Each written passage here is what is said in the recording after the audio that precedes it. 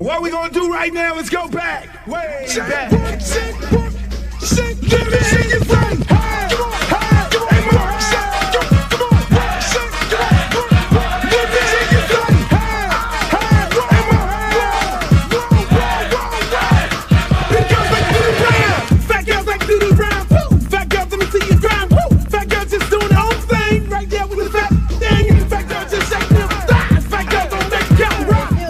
Baby. What's up? I thought you was gonna start hanging out with the big girls again. What is all this trash?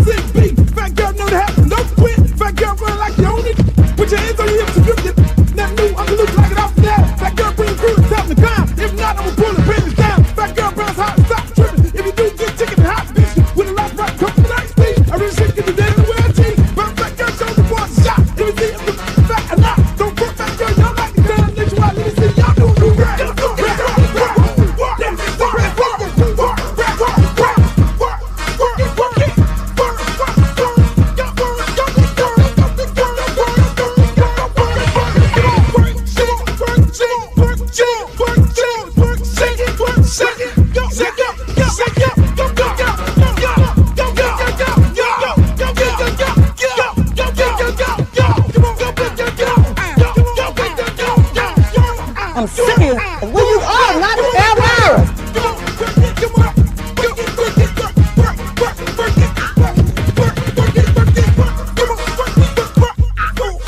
Oh, not the Britney Spears. Hey, how you doing?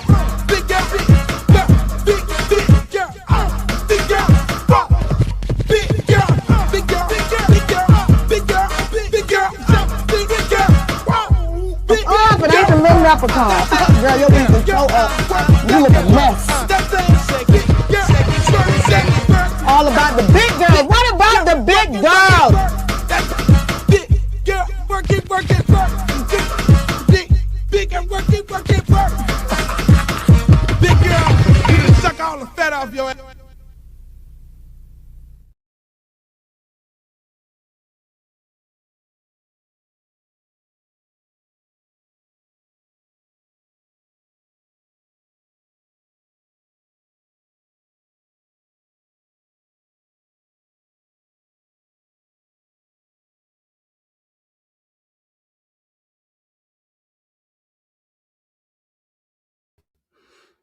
Yo, what's up, y'all?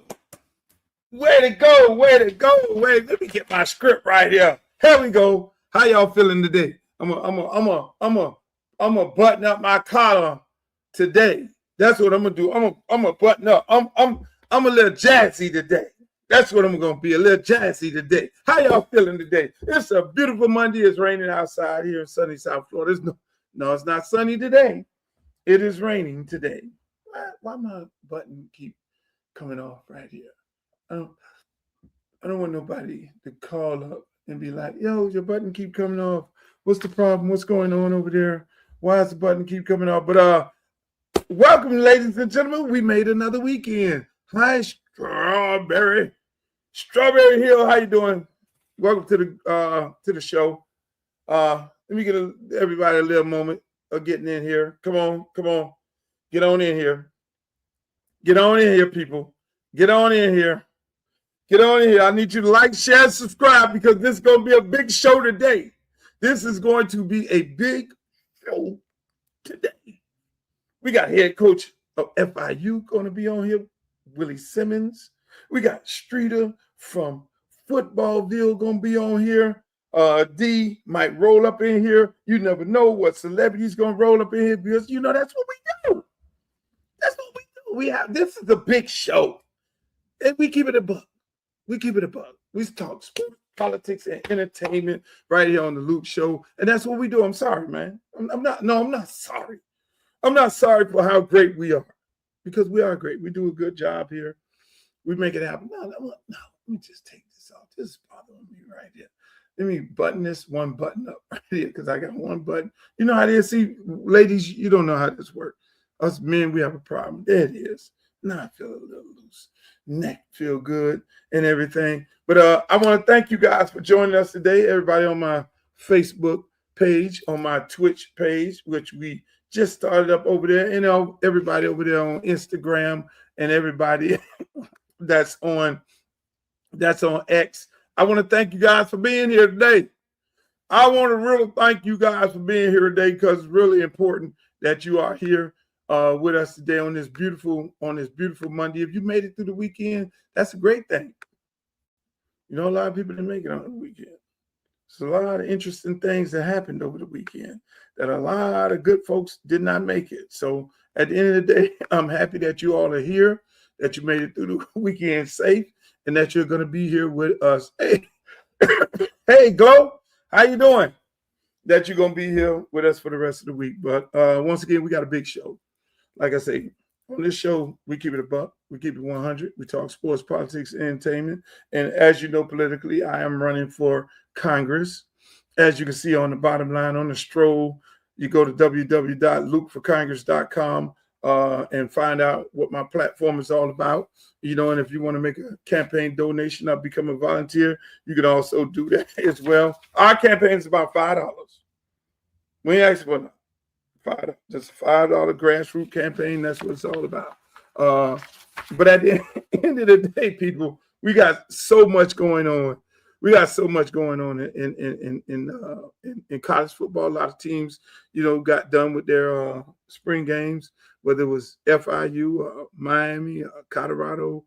A whole lot of schools got done with their spring. Some are still having spring. They started late, but for the most part, everything looks good and everybody is on point and doing what they got to do. Yeah, let's get the show started. Let's go right now. Let's go. I'm gonna start here.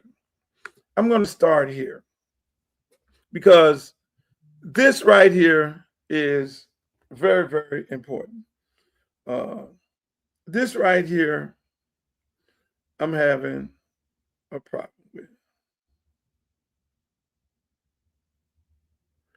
with. This right here, I'm having a problem with, people. Where's all the black players in baseball? Where's all the black players in baseball? Y'all tell me. Chat, I need you to be involved today. Where's the black players in baseball? What happened to them? Where are they? It's almost similar to the black caddies it's almost like the black caddies in golf. Like, we don't know what happened to the black caddies in golf. We don't know where they're at.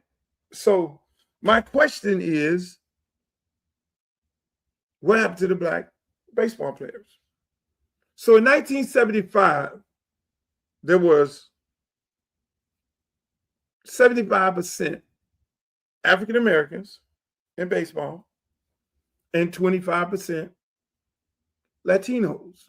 Now, this is in 1975, not long ago, not 100 years ago, not 200 years ago.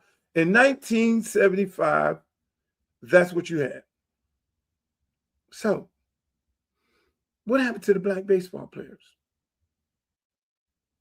What went on? Where did they go?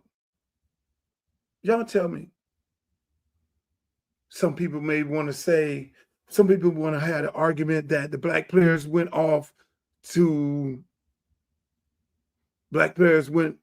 want to start playing basketball. No. Nope, not the case.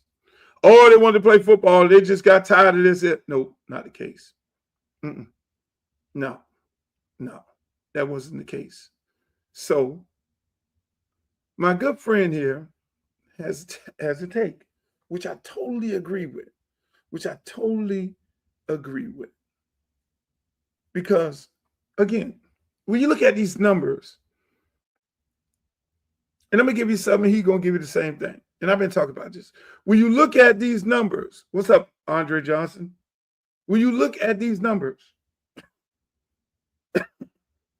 27% African Americans, Major League Baseball, 1975. Today is 6%.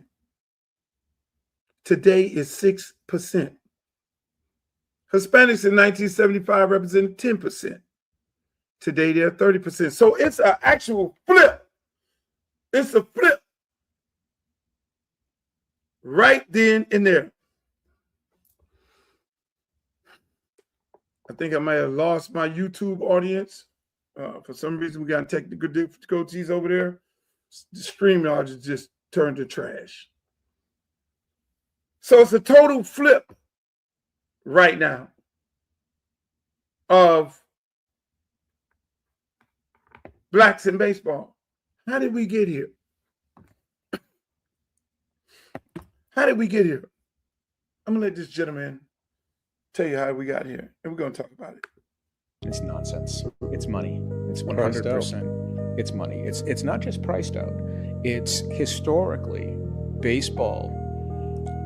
The black player became 10, 20%, 25% in the game because starting with the Negro League, starting with Jackie, black players were the cheapest commodity. You could get, Jackie signed for $5,000. Willie Mays signed for $5,000. Hank Aaron signed for $6,000. And so for a time, those players were the cheapest commodity. You could get great players at a low price.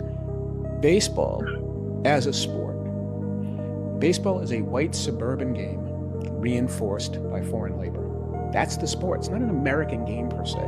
It's a white suburban American game, but 35% of the game is Latino. And so when you look for players, where do you find them? Where does baseball look for players? They've got facilities in the Dominican. All the teams have academies down there, right? And then the American players, where do they get those players? College. College is 1% black. So the black players in college are scholarship players. Baseball's a non-revenue sport. So it's by design that if you're getting your players from college, they're going to be white.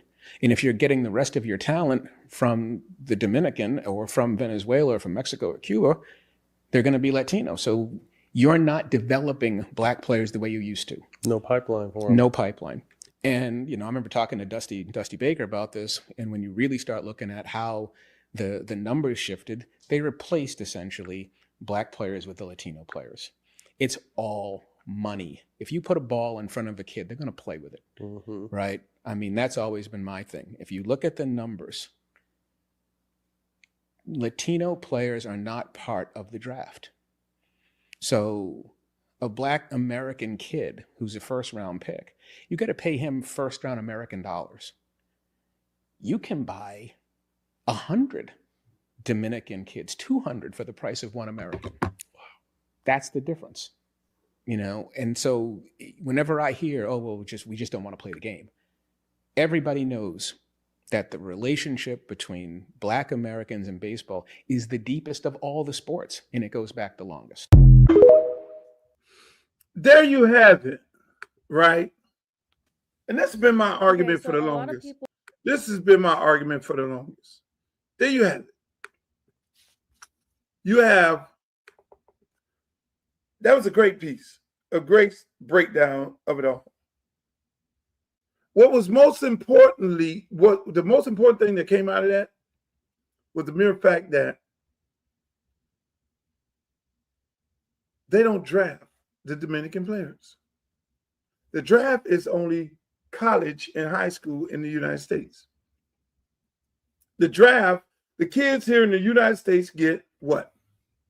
Millions and millions of dollars if they're drafted. In the DR, you can buy those same players for what? Thousands of dollars. A couple $1,000s here, a couple $1,000s there. They have big farm systems in the DR, in Venezuela, and Nicaragua, and the Dominican Republic, where they train. And again, the bottom line of it all, people, is this. Let me just say this. When you're getting, it's like this. So you got high school. Go on to college. What does college baseball look like? Not too many black players playing college baseball. Not too many black players on the team. Hell, University of Miami this year, the most black players I've seen since Charles Johnson playing. I'm gonna keep it a buck. This year's University of Miami baseball team is the most black players I've seen since Charles Johnson played.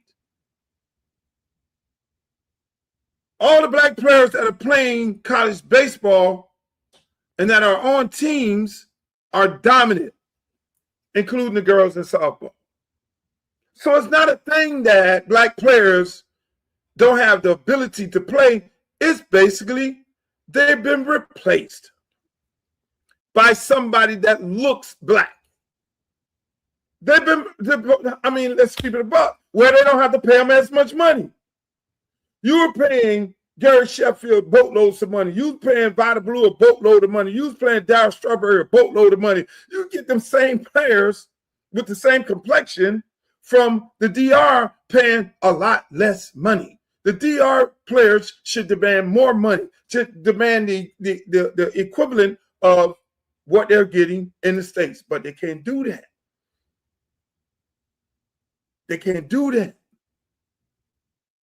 And even here in the States. So you look at it, and you in the States, you look at it, and you say, why in baseball the numbers are down? Because there's no black players. You need the black player. These numbers were on there back. Garrett Sheffield played at the Marlins. The place was packed out. The place was packed out. There were several other brothers. There were several other brothers that was playing on that team. Pitchers, catchers, all that.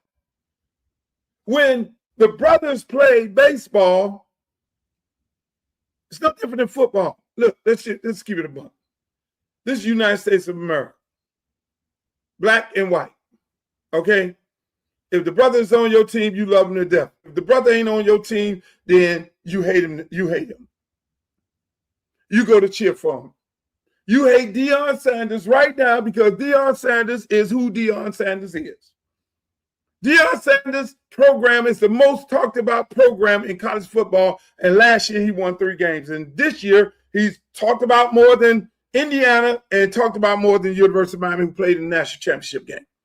Skip it a buck. So when it comes to baseball and baseball eliminating the black player to get cheaper labor from the Dominican Republic, no disrespect to the DR players because they're exceptionally well. But at the end of the day, they're not brothers. You need the brother to be the villain. I'm sorry. LeBron James is the villain. And if the NBA take the same path that they're trying to take as baseball is trying to take and make it a European game where they can go get cheap labor from France and all these exotic places and everywhere, and Croatia and all these places where they want to go get these players and they don't have to pay them the same amount of money. No. But the difference between NBA and NCAA, the NBA is drafting these guys. They're drafting these guys and they're paying them big bucks. Major League Baseball is easing them guys in through the farm system. That's what they're doing. And then now let's fast forward to the colleges. What's the amount of black players playing in college? What was the amount in college in 1975? The numbers were still the same, people, because in college, it's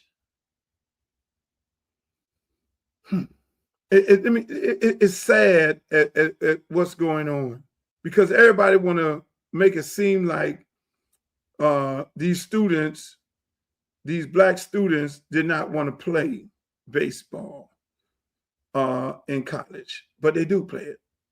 Unfortunately, they want to play it. What was the numbers? Where's the college numbers? Let me pull these numbers up. College numbers. Currently in the NCAA, 5% of college baseball players are African Americans. Top level D1s, 6%. If you remove HBCUs in college baseball, 3%. If you remove the HBCUs, it turns into 3% African Americans playing college baseball. Make it make sense. Make it make sense, people. So we have a serious disconnect. We have a serious disconnect. Where's the problem coming in? From the high school level? From the travel ball level?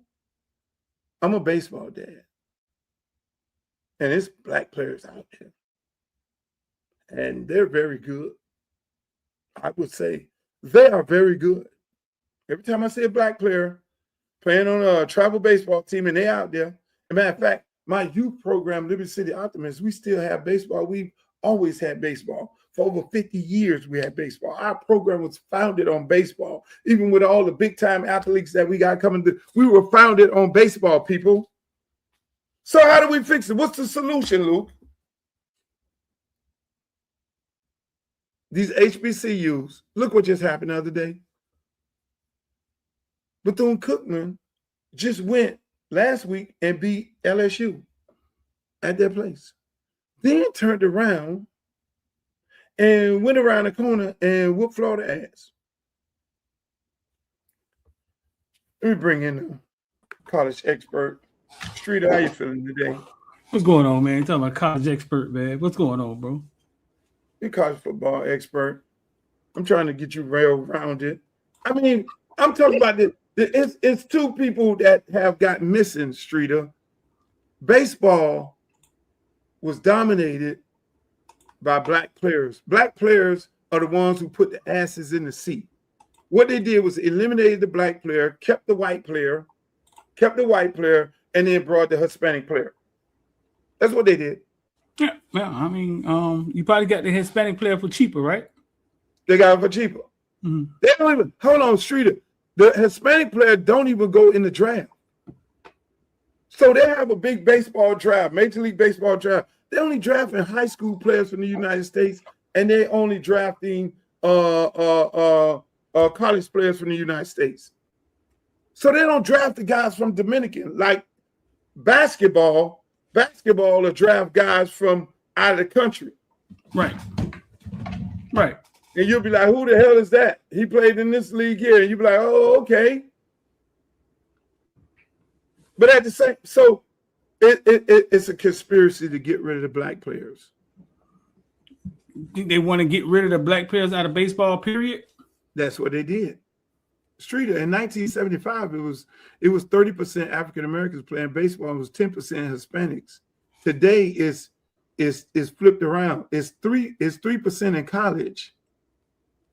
Today in the major leagues right now is 10% African American players playing baseball, and it's 30% Hispanics.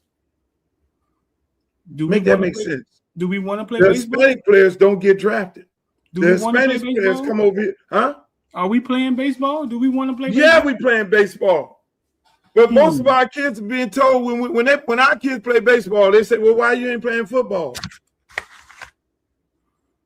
What you doing out here?" Then they turned baseball into a country club sport. Then it became travel ball. You got all these travel balls. The only way you get recruited, so they automatically know that the average black kid can't afford to be traveling all over the world, doing all these showcases and all these events and all that there. So that's another way they push the black kid out. But still, the Dominican player don't have to go through that because they got farms with every major league team in the DR with those players playing, competing every day, being trained every day, doing what they need to do in there. So in the United States, what they did was they eliminated the black player and then only allowed the white player to get the opportunity. So they clearly, they just totally erased black players out of baseball. Only black players you see in baseball right now is the ones talking on the TV. I think so. Basketball went to travel ball, and now football is going to travel ball. But you can't go get nobody from Dominican Republic to play football. That ain't happening. This is what I know for a fact. You would think you would go get some players from. You would think you would go get some players from Jamaica because of how fast they are to come play football. They ain't translating. This is what I know for a fact. I once interviewed our boy Calvin, who won an SB, high school baseball coach down here, who won an SB for being a baseball coach and what he had did down here in baseball. This was maybe 7 years ago, and he spoke to me about the racism in baseball, how he had to deal with the slurs and the different. It's almost like he felt they didn't want him to be there, right? Then he fast forward like 6 years later. Austin Simmons' dad, Austin Simmons was a hell of a baseball player, got a scholarship to play at Ole Miss. He told me something about some of the same trials and tribulations, like it's as if they didn't want his kid there in baseball. And this was like youth baseball. Well, he's up there defending this kid. People calling him monkey at when he going up the bat and just being treated different. And then I got a friend now whose son is in baseball, and it's the same story. So it has to be so it's happening on numerous different cases. Anybody I know that was involved with baseball on that level, on high school and youth, yeah, they face some discrimination even now in 2026. Even now in 2026, yeah. No, Austin Simmons was 2 years ago. See what I'm saying? And Yeah. what he was throwing by the 100, wasn't he? I mean, He was listen. He pitched at Ole Miss. He struck out the best baseball player 2 years ago at Ole Miss as a freshman. Even with his talent, his dad felt like they didn't want him there. He's told me plenty of stories. I mean, we could bring him on here and tell some of them. Let me tell you, it's amazing that you look at these games, you look at these major league shows, you look at these 30 for 30s, and you never hear a show about, okay, what happened to the black baseball player? Because that's too much like putting the MLB out there. Because it's a total conspiracy all the way up and down the line. It's a total genocide of African-American players being eliminated out of baseball and pushed into other sports. Because at the end of the day, I know T. Martin, the quarterback coach for the Ravens for the last 3 years. His son played baseball. His son played baseball and football. No different than Deion Sanders. Mm-hmm. Baseball and football. He got a scholarship at the University of Miami. He's playing now somewhere. I think he's playing at HBCU. Said time of his life. Talk to T. Martin. Same stories. It's the same horror stories up and down the highway. They are pushing African-American kids out of baseball on all levels. They're overpricing them on a travel team. High school, it becomes political, and colleges ain't recruiting them. So we only have the HBCUs, and when you look at the HBCUs, you looked at Bethune-Cookman the other day, knock off LSU and Florida, and there ain't too many of us on that team. Happening? How is that happening, Luke? How's Bethune-Cookman knocking off? What has changed? What changed? What changes? Bethune-Cookman, no question about it. For the longest, they've had a great baseball program. But Bethune-Cookman, unlike a lot of other HBCUs, they go and recruit a lot of Hispanics. They'll get a lot of Hispanics, not necessarily that many blacks. So they've been winning throughout the years of going to get these type of players, and it's not necessarily in combination of blacks and Hispanics and some whites trickled in there. They have more of a team thing, but then what happens is, you know, and you can't take nothing away from them. They'll play them in the midweek. See, there's college games in the midweek where you'll play a team around the corner. It's almost like playing the lower level team in the middle of the week, and you can get your win, patch your stats. Like UM will play FIU a lot in the midweek. You know, they'll play FIU and FAU right around the corner. That's the midweek, you know, on a Wednesday or Tuesday like that. But what's happening is they're messing around with a real program in Bethune-Cookman, you know, messing with them in the midweek, you know, trying to, you know, pitch their fourth option pitcher, and then they're getting beat. And so that's what ended up happening. Because at the end of the day, you got to walk up there to that plate and you got to hit the ball. But it shows that what it shows is those HBCU kids on baseball level could compete with anybody. If you look at all the players, all the top players, they're the kid that was in the farm. They're the kid in the farm, went into the World Game, went and started striking out all these guys from the United States. So even when you get to the major league level, it becomes very political, because here you got young guys in the farm that just got in the farm, high school dudes coming out there striking out major league baseball players. Political. Right. Why is he not in the league where you got half of these guys throwing pitches, can't get a dog out if he lined up? But again, man, you know, and that's my thing. One day we're gonna have a conversation about where all the black caddies. You know, the guy who used to hold the bag of the player, those are black caddies. The caddy, yeah.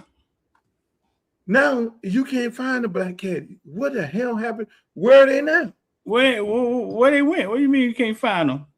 Ain't no black caddies. Ain't nobody on the bag. There's no black caddies. No? It's like, what are we doing? You feel me? And so, I mean, it's like I don't understand. I can't make it up. I can't figure this one out. You know, you got, you know, that's a whole nother story. But man, I'm happy that you joined the show today, man. I know I brought Streeter in the middle of what I was talking to. I want to welcome Streeter from Footballville. You know, Streeter is he's out there at the University of Miami, practices.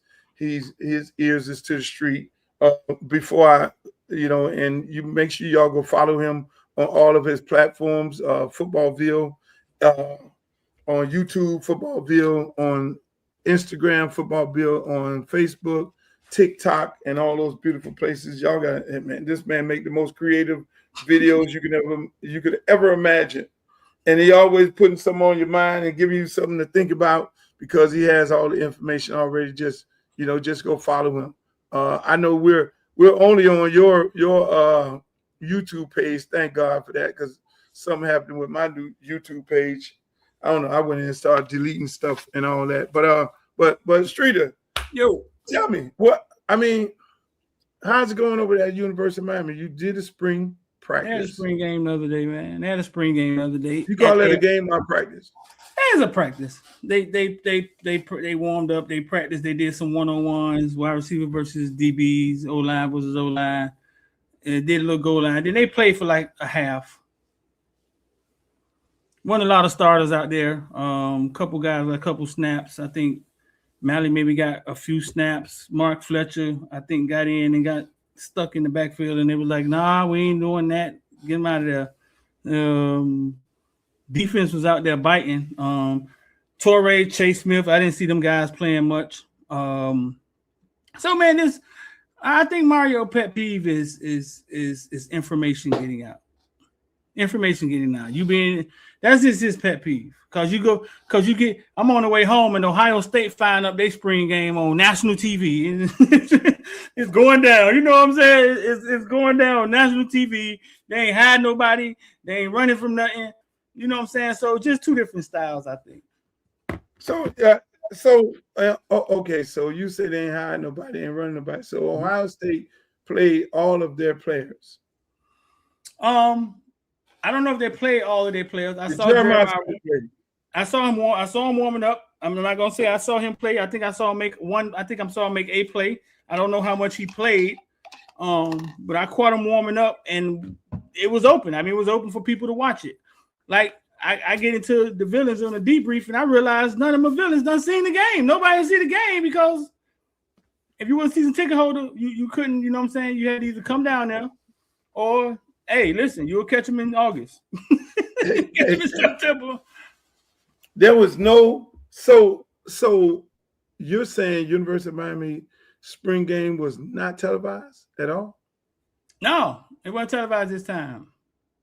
None of the villains saw the game. Unless all of them missed it, and you know that ain't gonna happen. Damn. Do you know of any other big time college program that does that? I heard NC State was straight shut down. Nobody, not the spring game, like nothing. Nobody saw nothing. Nobody had any answers. And what happened at their spring game? So you don't know what JoJo did? No. You didn't get on the phone with JoJo and say, JoJo, how did it go? No. I let them kids ride in season. Damn. I think he's doing well up there. I think Chance Robinson is doing well also. Wow. That's amazing. So but the Canes, the Canes are a very talented team. Very talented. Even with the starters sitting out, bro, some of the young guys who people haven't thought about stood up in the paint. Some local guys too. Jordan Campbell, my little cousin, man, had a big hit in the backfield. Ezekiel Marshland, central linebacker, who's a real linebacker. He played linebacker. He got a linebacker head. He think like a linebacker. He looked like a linebacker. He ain't one of these converted guys. You know what I'm saying? He had a big hit in the backfield. And JJ Donegan from way out in Kansas. I mean, it looked like he was out there with the tools at DB. And he was playing. His dad played in the pros. So the team is very deep. I think the only major injury they had was Josh Moore. Josh Moore went down, Luke, early too. Oh, no, that's my guy. That's my second favorite player. He went down. My first favorite player is the ball hawk, the young boy from Columbus who be intercepting all the balls back there. Bryce Fitzgerald. Yeah, Fitzgerald is my guy. When you talk to Fitzgerald and you do an interview, you let him know, say, man, you are Uncle Luke's favorite player. You number one and Big Three number two. In that order. Now, no, Malachi, that's like my nephew, so I can't, he's automatic. So that's De La's son. So he's family. But when it comes to them guys, they're my guys. I like them guys. And so how do University of Miami look on the offensive line? That's the biggest concern. The offensive line? Because we need somebody to block for Fletcher. I think the offensive line is going to be a work in progress, but that's just the position that I don't really worry about. That's where all the money go. That's where all the that's the position that you know what I'm saying, that I don't really worry about with Mirabal. I think they've developed guys from nothing, but they kind of struggled Saturday. To make a long story short. Yeah, Booker Pickett, and you know the daddy Pickett. You know what I'm saying? Booker Pickett, kind of had his way. Like I think he had 3 or 4 sacks, bro. They were getting off the line. The defense was getting off the line, which football is funny because we thought that we lose Bain and Mesidor, and the pass rush suffers, right? That they put Omar Thornton in the nickel, and when they sent him on the blitz, man, I think he got to the running back before the handoff even happened. What? Hold on. Hold on. This was against the starters. Yeah. But you know, Miami's putting their O-line together, so they got a true freshman. I think it's two true freshmen starting. 2 true freshmen starting. And for now, I thought I listened to X today in the villains, and X said there's 3 returners, starters. One of them hurt. One of them ain't there. Pancake ain't there. So how did the big guy who they gave all the money to, how did he work out? He's a freak athlete, bro. Like he just cut from a different cause. Both of his parents Olympian medalists. Did he play like an Olympian the other day? He's gonna have some growing pains, Luke, and you know it. At left tackle, he's gonna have some growing pains. You know he's gonna have some growing pains. That just is what it is. Hold on. How many sacks did he give up? I don't know how many sacks did he give up. I wasn't counting his per se. You know what I'm saying? I wasn't counting his per se, but he's gonna have some growing pains.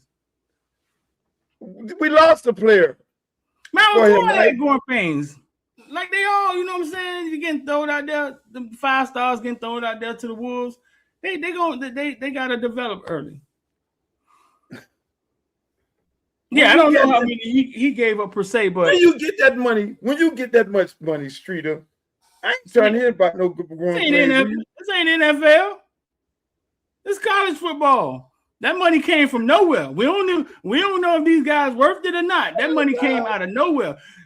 They ain't land on the money landed on them. So let's not be acting like this the NFL draft. Now that joker was out west in Missouri blocking little white boys a couple months ago. Now he in the 305 with a pocket full of money and got dang on Lightfoot trying to get past him. It's gonna be some growing pains. Let's just be real. I don't understand this. Let me talk to an expert right here. Ladies and gentlemen, I want to welcome to FIU head football coach, former Florida A&M football coach, former Clemson quarterback, my main man, Willie Taggart. Not Willie Taggart. Willie Taggart. They got the same haircut. Willie Simmons. I said I was gonna say that, right? I said I was gonna say that, and then he do it every time. He do it every time. He do it every time. Hey, Luke. Every time. What's up, Coach? How you feeling, baby? Man, I'm feeling great, man. How y'all doing? I see y'all having a good time on here. Yeah, man. Yeah, man. We always, man. This Streeter, man. Streeter try to. Today I'm catching him into the mix because he always trying to catch me in the mix. But I got him on roller skates right now because you know he's trying to defend something that he don't want to be trying to defend, which is big high paid players not performing to their expectation. But that's a whole other story there. How was spring, Coach? Spring went well. You know, I thought we got better. You know, obviously having to basically break in a new team. You know, 48 new players between transfers and high school signees coming in and. You know, really trying to get acclimated to how we do things, the whys, and I thought we did a really good job. Built a lot of depth, and I feel a lot better about the team now than I did this time last year. Oh, that's what's up. And I heard I was listening to Georgia Tech coach talk about transfer portal and the fact that he's happy that there's no spring portal, so he knows them guys that they've been working on and coaching and went through the spring practice with gonna be there. I mean, talk about how important that is, that these guys, you know, you just finished coaching. You ain't got to worry about, okay, yeah, I had them playing and they balled out and everybody in the world found out they balled out in the spring. And then now I got to worry about them hitting the portal. Yeah, no doubt. That was the issue for us last year. You know, we brought a player over from UM, went through the spring, had a great spring. You know, we had high hopes for him. And this time, you know, we're doing exit meetings now. So I started exit meetings today. I'll be doing them all week. And imagine a guy coming in feeling like he deserves more money or feeling like his role isn't what he wants it to be. And he has a chance to leave and jump in the transfer portal. You know, a guy that you literally just signed in January. So it makes it tough to really commit to the team that you have when you know they can leave. Now, knowing that they can't go anywhere, we're able to really, you know, go all in on these guys, invest fully into them, really teach them what we're doing, not worry about them learning our playbook and taking it across the street. You know what I mean? Because they're leaving after 6 months. So I think the NCAA, they did that one right. You know, there's a lot of things they do wrong, but I think they got that one right by making it just one transfer portal in January. Streeter? Coach, when you left FAMU, you ended up at Duke, right? Yes, sir. You ended up at Duke. And that usually doesn't happen like that. Like we always talk about the bridge from HBCU to Power 5. Did you have a relationship with Coach Manning? Like, what was that relationship about? Like, what was that about? Yeah, so Coach Diaz and I worked together for 3 years up at Middle Tennessee. He was the defensive coordinator, and I was the running backs coach from 07 to 09. And so built a great relationship there. You know, we were workout partners. You know, we get out there and beat the pavement every day, you know, getting our run in, just talking ball, you know, him talking defensive ball, me talking offensive ball. So we really sharpened each other. You know, he's one of the sharpest guys I know as far as understanding defenses. And, you know, when he got the opportunity to be the head coach at Duke, I was excited. And when he called and offered me the job, I was elated. You know, I was kind of at I wouldn't call it a crossroads in my career, but I knew my aspirations and I knew the perception of being at an HBCU. It's an unfortunate reality that, you know, Deion's the only one to do what we all wanted to do, which is have success there and then be able to take it to the next level. You know, Prime was able to do it, but guys like myself, Jerry Mack, other guys who've had a relative level of success, you know, we all had to kind of take a step down to move back up. You know, Jerry Mack left North Carolina Central to go be the offensive coordinator at Rice. And obviously I left to be the running backs coach at Duke. And now we're both running our own programs here at the FBS level. So it worked out. And again, it's unfortunate that we have to make those tough decisions, you know, but fortunate for me, it was for somebody that I knew, that I trusted, and I knew it was going to be a great situation. Yeah. Hey, let me ask you. So when, you know, we know it's a lot of emphasis put on the quarterback, a lot of quarterbacks transferring in, learning a new system. Can you talk about how that works? Because I mean, offense is more difficult than defense, and you see a lot of success of a lot of quarterbacks coming in the portal, starting, and you know, seem like it's no tail off. Is it a smaller playbook, or is it more time to teach them the playbook? I mean, how's that transition works from a guy coming in the portal like that? Yeah, I think it's a combination of two things. One, I think OTAs now have helped a ton. The fact that we can take them on the field in the spring before spring practice and go through OTAs. You know, for a long time we couldn't do that. You know, the first time that you were able to coach your guys, put them through drills was doing spring ball. So you had 15 practices, and then you had no contact during the summers, and then you came back in training camp. So you had literally 15 opportunities to coach them before you had to get them ready to play in the fall. Now we get 3 weeks or a month of OTAs to meet with them, to take them through drills, to watch film with them. We do the same thing in the summertime now. So when they come back in the summer, same thing, all of June, OTAs, you're on the field. So you're stealing all those extra reps, and basically you're getting 2 to 3 spring practices before you actually report to training camp. So I think that has a lot to do with the growth and development of the quarterbacks. You look at now, 7-on-7s have really become a huge thing now. So just guys throwing year round. Like when we came out, it was you play football in the fall, you play basketball in the winter, you play baseball in the spring. And that was kind of what we did. Now it's football in the fall, 7-on-7 in the winter, spring ball in the spring, 7-on-7 in the summer, and then you're right back to playing in the fall. So you never really stop throwing the ball as a quarterback. So I think a lot of them are a lot more further ahead than we were when we came into college. And then with all the spread offenses now, you know, the playbooks are a lot simpler. You're not really teaching pro-style concepts. Guys don't have to really understand coverages as well as we used to back in the day. You don't have to really understand fronts and pressures because offensive line handles a lot of that. And so the learning curve for a quarterback isn't as high as it was 10, 15 years ago. And these guys are playing a lot more football than we were 10 or 15 years ago. And I think that's why you're able to see quarterbacks come in new systems and have success so early. Yeah, I noticed you recruit heavy locally. You know what I'm saying? And I mean, is that something that you said, hey, I want to get to when I'm down here? I want to make happen. I want to make an imprint. I mean, you got Hippolyte on the staff, you got Pat on the staff, you got Gator on the staff. So you got guys from here, maybe some other guys that I'm not familiar with, but you have a staff full of guys who are well recognized in the neighborhood of South Florida football. And then you look at your roster, it's a ton of local kids on there. Is that something that you said you wanted to do coming here? Yeah, definitely. I think that was one of the selling points. When I was up for the job, they wanted someone who had, South Florida ties. Obviously, I'm not from South Florida originally. I'm from Florida, but I grew up in North Florida. So just really tapping into the contacts that I had down here. Coach Hippolyte, like you said, been a successful high school coach here, coaching at UM. Patter was a head coach here, coaching at UM. Frank Ponce, who's recruited here his entire career, had just got let go at App State. Gator was already on staff, played here, played at the West. And then Jelani Barasa, coach with me at FAMU from South Miami down with the Killian. So, 5 coaches on the staff are from Miami. And so just having that footprint of guys that can walk me into any high school and get me in front of any high school head coach, the 7-on-7 coaches, just, building that relationship. And I think that's important because recruiting is relationships. That's all it is, and it's, you may not even be recruiting for next year. There's some guys that we're going to talk to recruit for, this summer, this spring. And it's not for next year because they're 4-star, they're 5-star, and FIU ain't really at that level financially to afford them right now.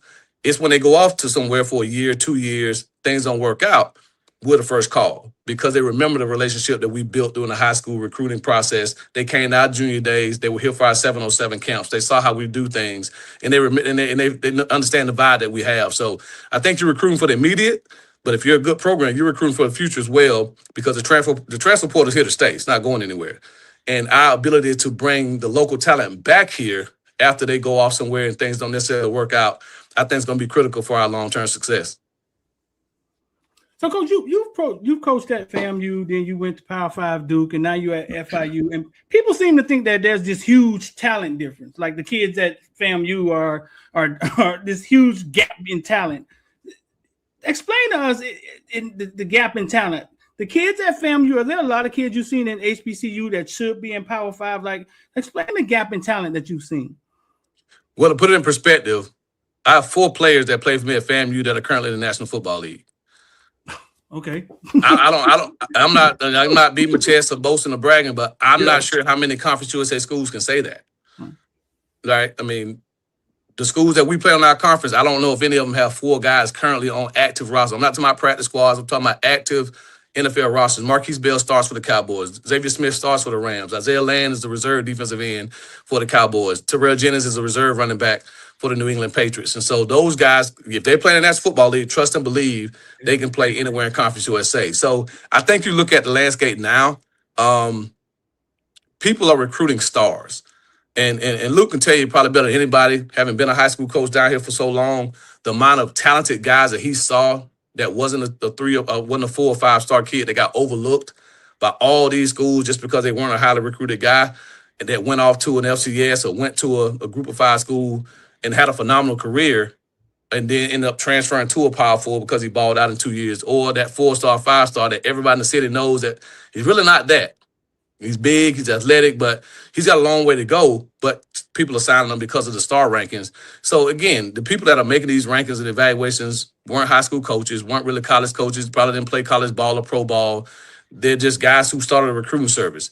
And so I think the most successful teams that you see, they trust their eyes, and they go out and recruit good players. And so there are players that I coached at FAMU, that I played against at Jackson State and Alabama State and other places that could very easily start for us. The 2 conference players of the year, to put it in perspective, the 2 first-team all-conference linebackers, last season in Conference USA both started out of HBCUs. Johnny Chaney, for us, was with me at FAMU, and the kid at Kennesaw State started out of Alabama State. Started out at Jackson State. So 2 first-team linebackers started out of HBCUs. First-team cornerback was an HBCU football player. They're former HBCU players that are playing Power 4 right now starting. The leading rusher in the ACC the last couple of years, before this last season, were guys from the MEAC. Bashir Tulin went to A&T, Right. and Jamari Taylor from Virginia was at North Carolina Central as a walk-on at North Carolina Central. So the misconception that there's a huge talent disparity, the talent disparity is in the sheer numbers, because you got 63 scholarships versus 85. And then obviously in the trenches, the offensive and defensive lines, there's a little disparity. We lost Coach. Coach went out on us. Coach was cooking too. Coach Hey, Luke, cooking. man, Luke, man, this man a SWAC champion, over 65 wins, multiple 9 wins. You got to tell him, when he come back on here. You got to should tell have him. introduced him like they should have gave him the WWE. You got to breathe, bro. Come on now, man. I just saw him down. I got excited. I got to. Hold on. There you go. You got to redo it. There you go. Hold on. Let me. This man is giving me a hard time here, Coach. You got he Coach. said I told him I got excited when I saw you on here. What happened? He's still fixing it. He's still fixing it. He'll pop back in here. But yeah, you got a big introduction, man. This man kicked some ass at FAMU, man, didn't he? I know. I just that's bad. That's bad.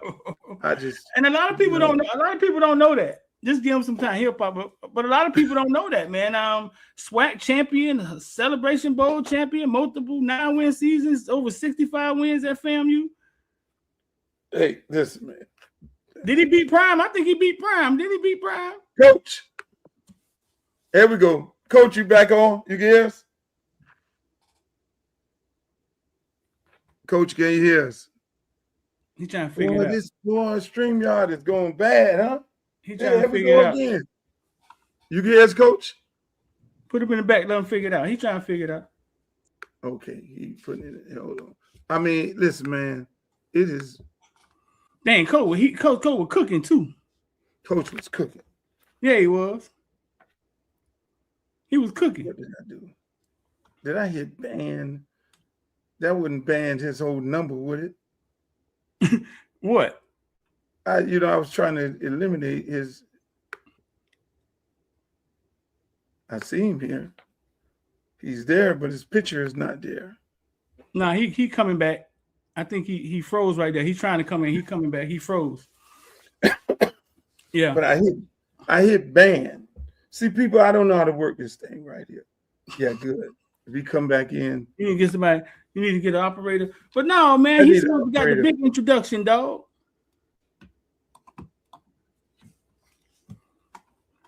I need that. What He was cooking. He was on fire too, man. He said everything. He said everything, but man, ain't no talent disparity. Damn it.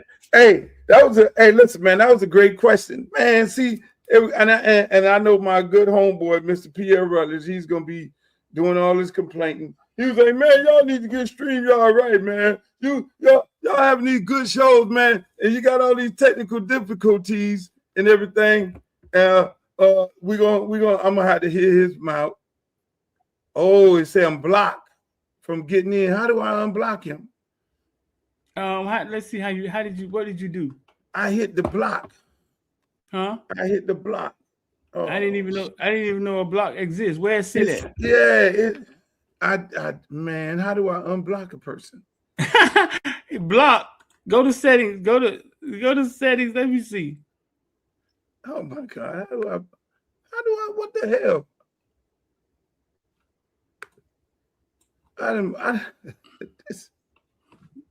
This is bad. Yeah, it's bad. Oh, there you go, right there. Okay. They ain't never blocked nobody. Banned. Okay, he's okay. I the thing say banned. Okay, let me tell him to try again. Try now. This is bad. Hey, as y'all can see, we live, people. We're live. Because I was trying to get rid of. I was saying trying he to was get rid spending of too much sauce. Yeah, the man was cooking, man. The man was cooking. Coach on fire, man. Coach on fire. Coach. One thing about it, when you talk to Coach is like an encyclopedia when it comes to this ball. Here we go. There we go. Yeah, Coach. I'm sorry.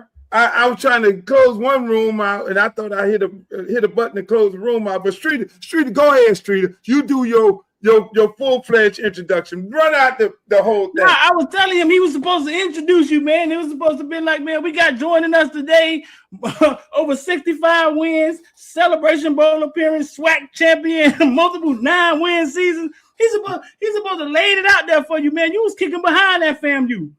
Never lost, never had a losing season in the history. Nah, My God. I'm sorry. FAMU into a national problem. I'm sorry. He brought FAMU back because we weren't winning like that. We were not winning like that. Nah, my girlfriend in the room, she went to FAMU. They ain't have nothing. If the band wasn't doing nothing, they wasn't doing nothing. She ain't got nothing to argue about, bro. And the band coach was winning when the band got banned. Now they were back by the time I got there. They were back. Okay. It wasn't 100 no more. It was I remember going out there. It was like the 50. And they were still blowing. If Joe Bullitt was still talking, it will be. Hey, but Coach, let me ask you. So you come to FAU in your first year. You go down there and you beat FAU, which is your rival, and you have this winning season. You take the team to a bowl game. I mean, how long before we talking championship?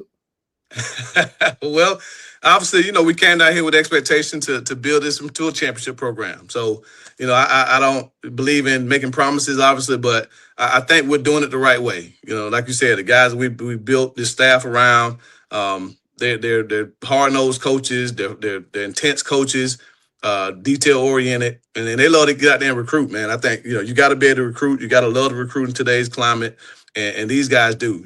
Dub is a ball of energy every single day. Like, there's not a day that goes by that he ain't running around hollering. I mean, I've never his meeting room's about 4 doors down. That's why I can hear him every day with the running backs doing beats. I mean, I don't know if he's coaching them, cussing at them, yelling at them. I don't know what he's doing, but he's getting to play at a high level. So just having guys with passion like that and bringing the right type of guys in, I think that's what it's all about. So I think we're building a team that can compete for championships yearly. And like I told them this year, like, everybody was excited. We went to a bowl. And it was great. It was a great accomplishment, but that should be the standard. Like, that should be the expectations that we go to a bowl. Like, no one should be surprised that FIU is in the bowl conversation every year. And no one should be surprised that we're in the championship conversation every year. That's the expectation. Just like when I got to FAM, I felt the same way, and we were able to build a championship program there in a short time. I think we continue to do things the right way. We'll be able to do the same here. Yeah, you were earlier, Shrita asked you about the level of competition and how it compares, and when you were talking about it, and I always think about that North Carolina game where you had North Carolina, but you were shorthanded. I mean, that was a game I knew that if you had all your guys in that particular game, you beat them. Then I don't think you had FIU. You over there. you had someplace else. I ain't gonna get nobody's job away with that quick. But we know FAM is going through a little struggles and things, and because of what some of the academic some of the things that happen. Right?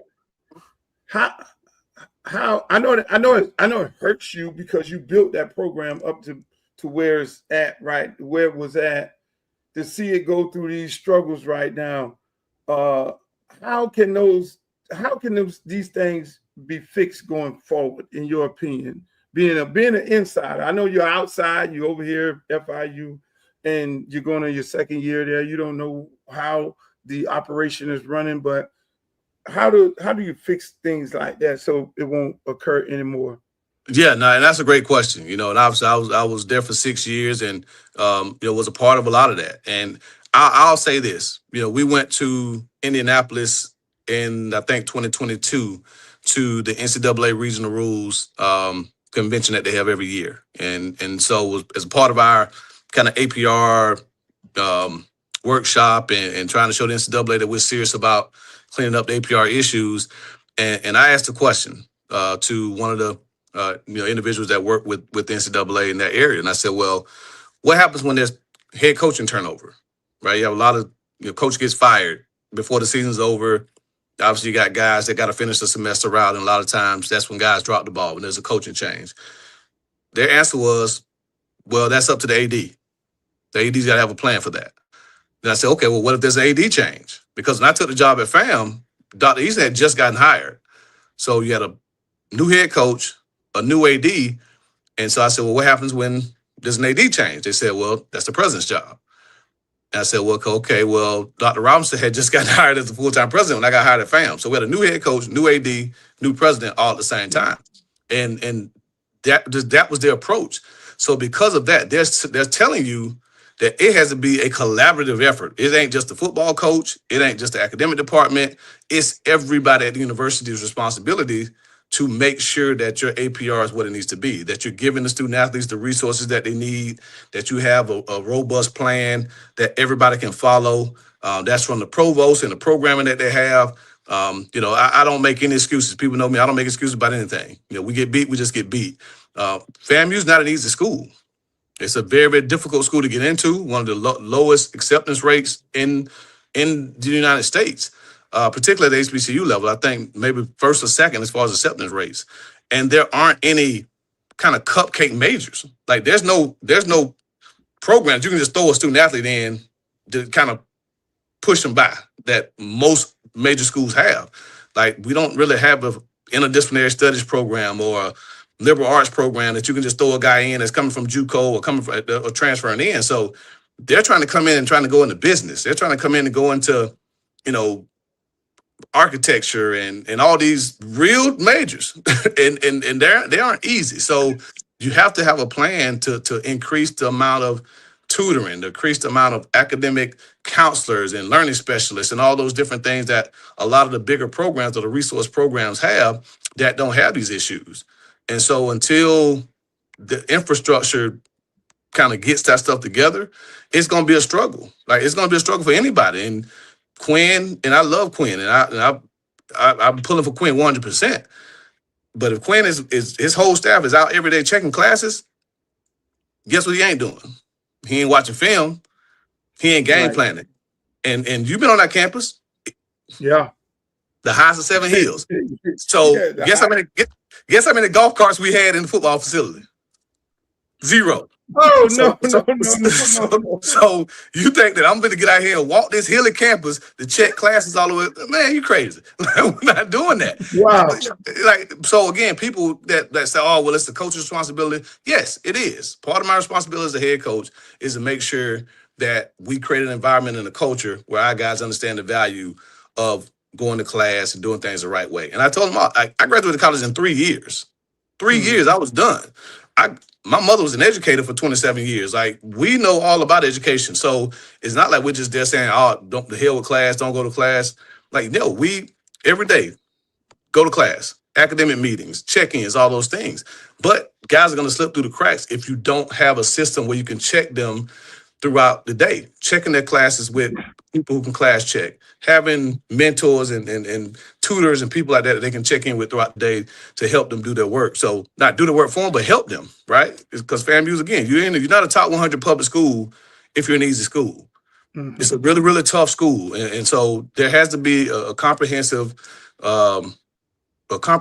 effort by everybody involved, from the president, the provost, the deans, the coaching staff, the academic support staff, the compliance staff, everybody to say, how do we fix this problem? How do we resource it to make sure that, that we don't keep finding ourselves in this situation? I was on probation our second year. Wow, I didn't know that. In 2019, we were the MEAC champs in 2019. We could not play for the championship because we were on probation. So this isn't a one-time thing. This has been going on from 2012 all the way through. So it's a systematic issue that Florida A&M has to fix. They have the people in place, the smart people in place that can get it done. You just got to get everybody at the table, put their heads together and figure out what needs to be done to make it happen. Right. So you have this. You showed me. See, Streeter. He showed me this quarterback in the that he has. He showed me a picture of him standing next to the quarterback. And coach ain't no short dude. Quarterback this tall right here. I mean, this dude is six. What is it, like 6'7", 6'9"? He's somewhere between. I think we're underselling him by saying he's 6'7". Like he's over 6'7". I'll just put it that way. I don't know if he's 6'8", 6'9". He grew from the first time we saw him a year ago to now. So I'm telling you, man. I mean, he is a tree, like literally a tree. I mean, he is every bit of 6'7" plus. So he can see up everybody. I know your guy lights out went somewhere else. So I mean, talk about what you expect from this. I mean, y'all gave him a name. Did y'all call, is he a Green Mile or 6'9"? I know he got to have a nickname. You know, anybody come down here got to have a nickname. The kids gonna get what? I know you got to have a nickname, but I mean, talk about what you expecting out of this guy. You know, if he is the projected starter. Yeah, he is. I mean, obviously, you know, I think today's era when you're bringing in transfer quarterbacks and you're having to pay them, like it's a competition, but it's not. Like your job is to come in and be the guy. It's like my man paid Mensa to come in and compete for the starting job. Like he's the guy. So JJ, you know, told me he was in there competing with the guy from Orlando. He competing in dominoes probably, but he ain't competing in football. But no, JJ, man, he's a coach's kid, you know, smart kid, really student of the game. He has the temperament that you want in a quarterback. So we're really excited about what he can bring to the table. Different dynamic than what we had last year with Lights. You know, Lights was more of a dual threat, you know, improvise, make things happen when the play breaks down type of quarterback, where JJ is more of your traditional pro-style pocket guy.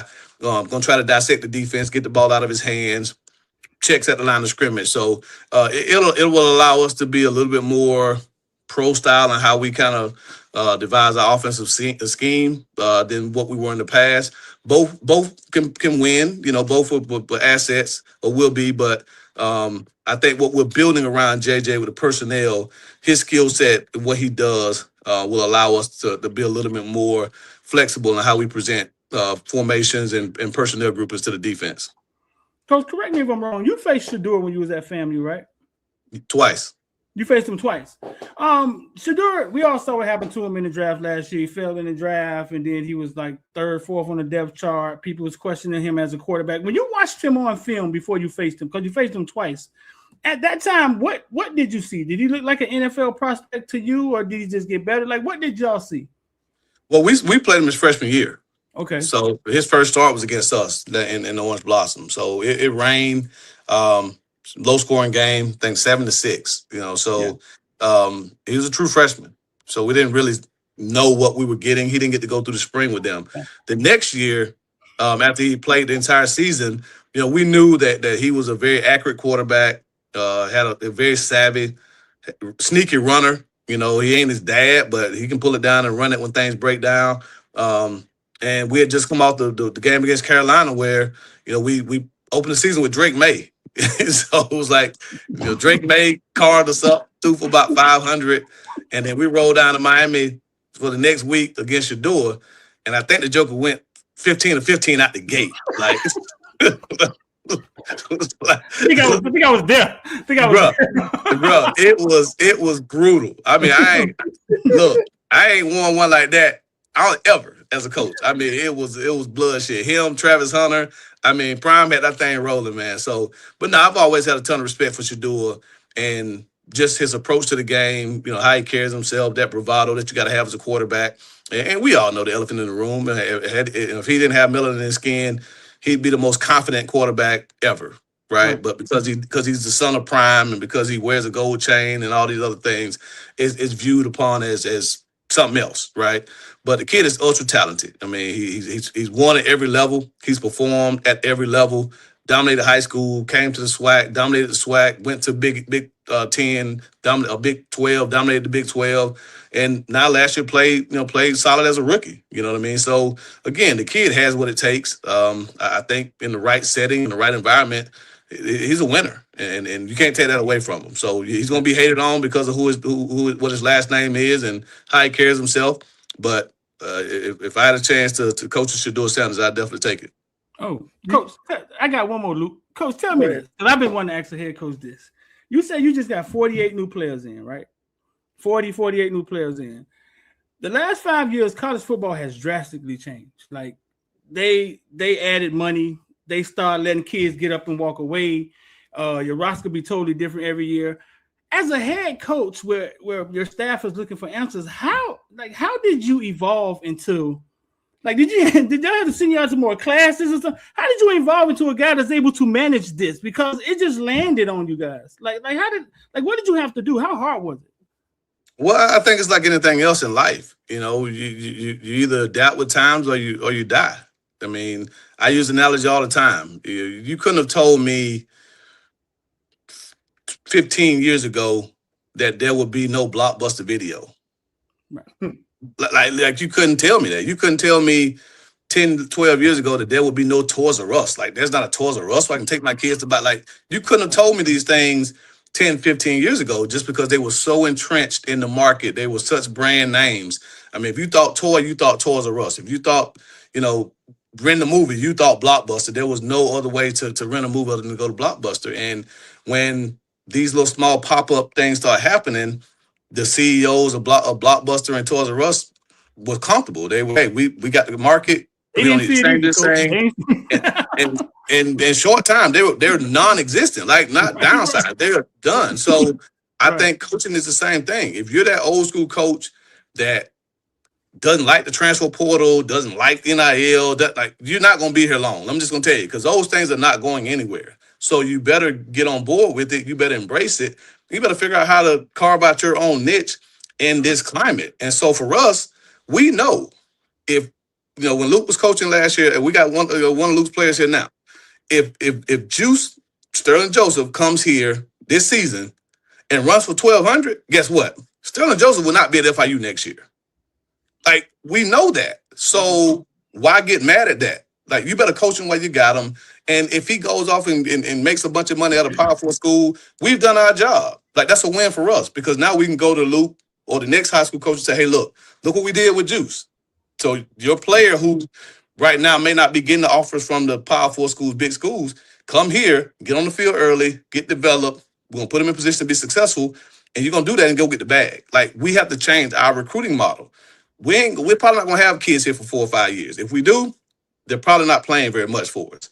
If we got kids that are going to play for us, they're going to leave at some point. So you better embrace it, love them while you can love them, coach them while you can coach them. Our job is to develop them. I feel the same way about sending the kid to Power 4 as I do to sending them to the National Football League. He better be prepared when he gets there. Like, that's all I look for. When you go up to the National Football League, they better say you know football.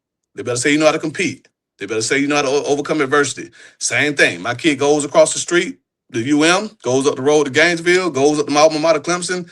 Those coaches better see me and call me and say, Coach, man, I tell you what, that dude knows how to work. He knows ball, and he's helping us win.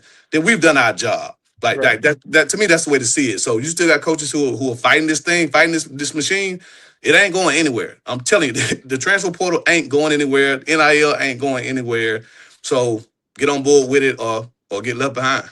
Man, I think if FIU game experience is probably the most quietest kept experience you could have ever imagined.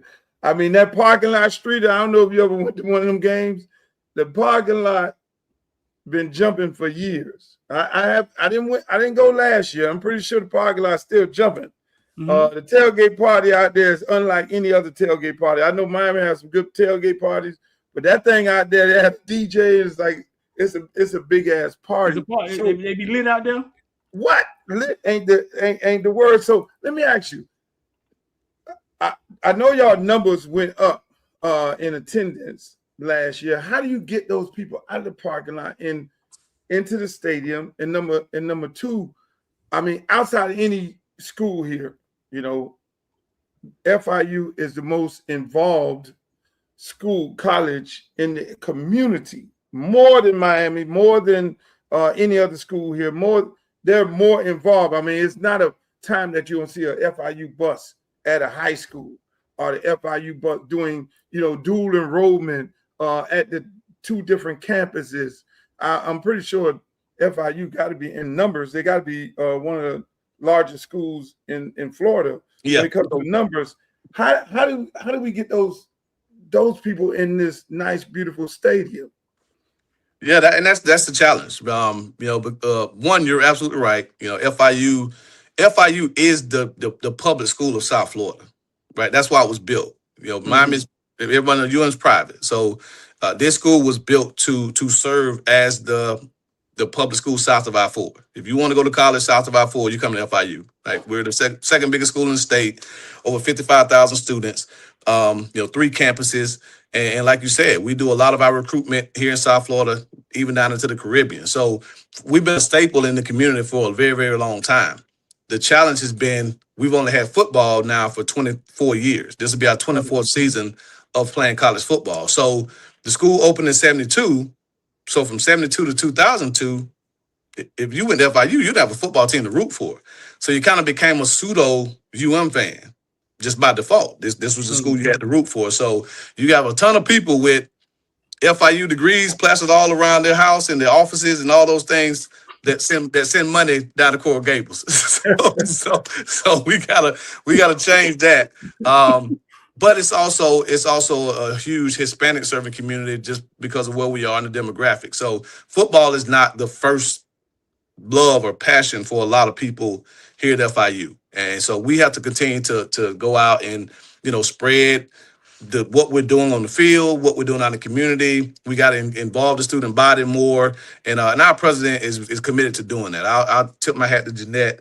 She's really come in guns a-blazing, really challenging the students, really getting the fraternities and sororities back out to the tailgates, lifted a lot of the restraints that we had as far as tailgating with the drinking and you know, and the certain aspects of tailgating that was prevented for a long time, bringing all those back.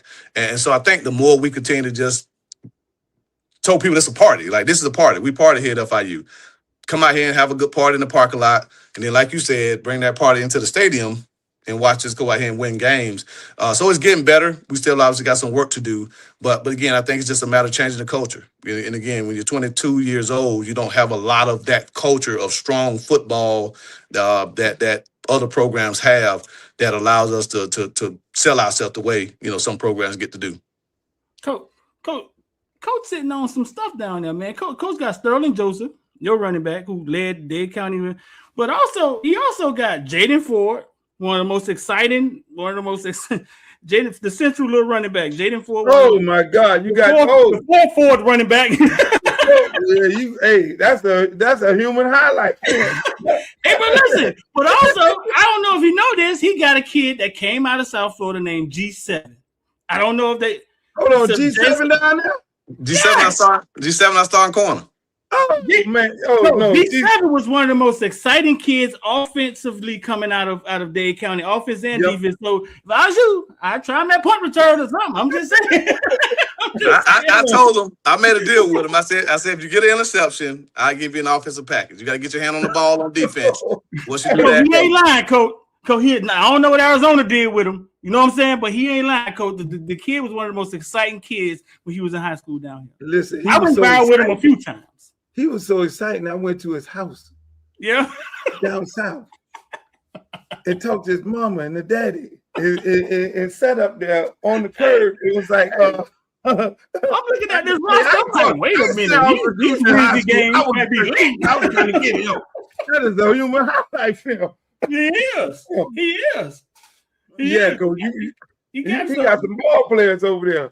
Now we got we have the top three. Well, the top 2 rushers in Dade County the last 2 years in Sterling, and then Justin Compier, who came over that we just signed in this past class. So between Justin, Moot, Sterling, I think we got 3 of the top 4 running backs coming out of Dade County over the last couple of years.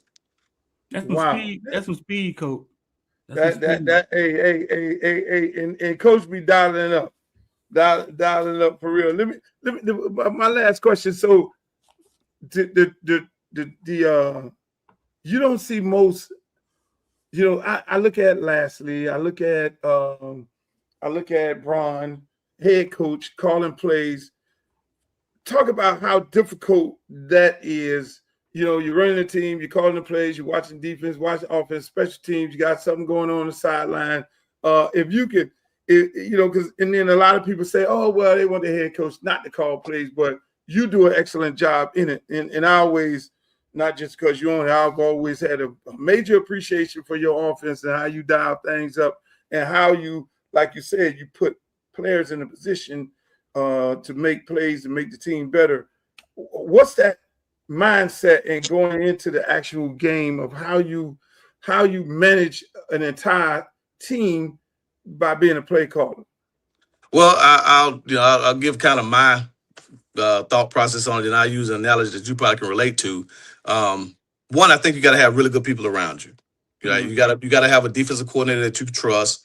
You got to have a special teams coordinator that you trust, because obviously I can't spend as much of my time on that side of the ball. I can't really during the day go and sit in with the defensive staff, or I try my best. We do special teams meetings right after staff meetings, so I'll sit in on those real quickly. But I don't get to spend a lot of time, especially during practice, on the defensive end. All my attention and focus is on the offensive side of the ball because, obviously that's what I'm calling the game. I do have an offensive coordinator that runs practices basically and calls all the plays in practice.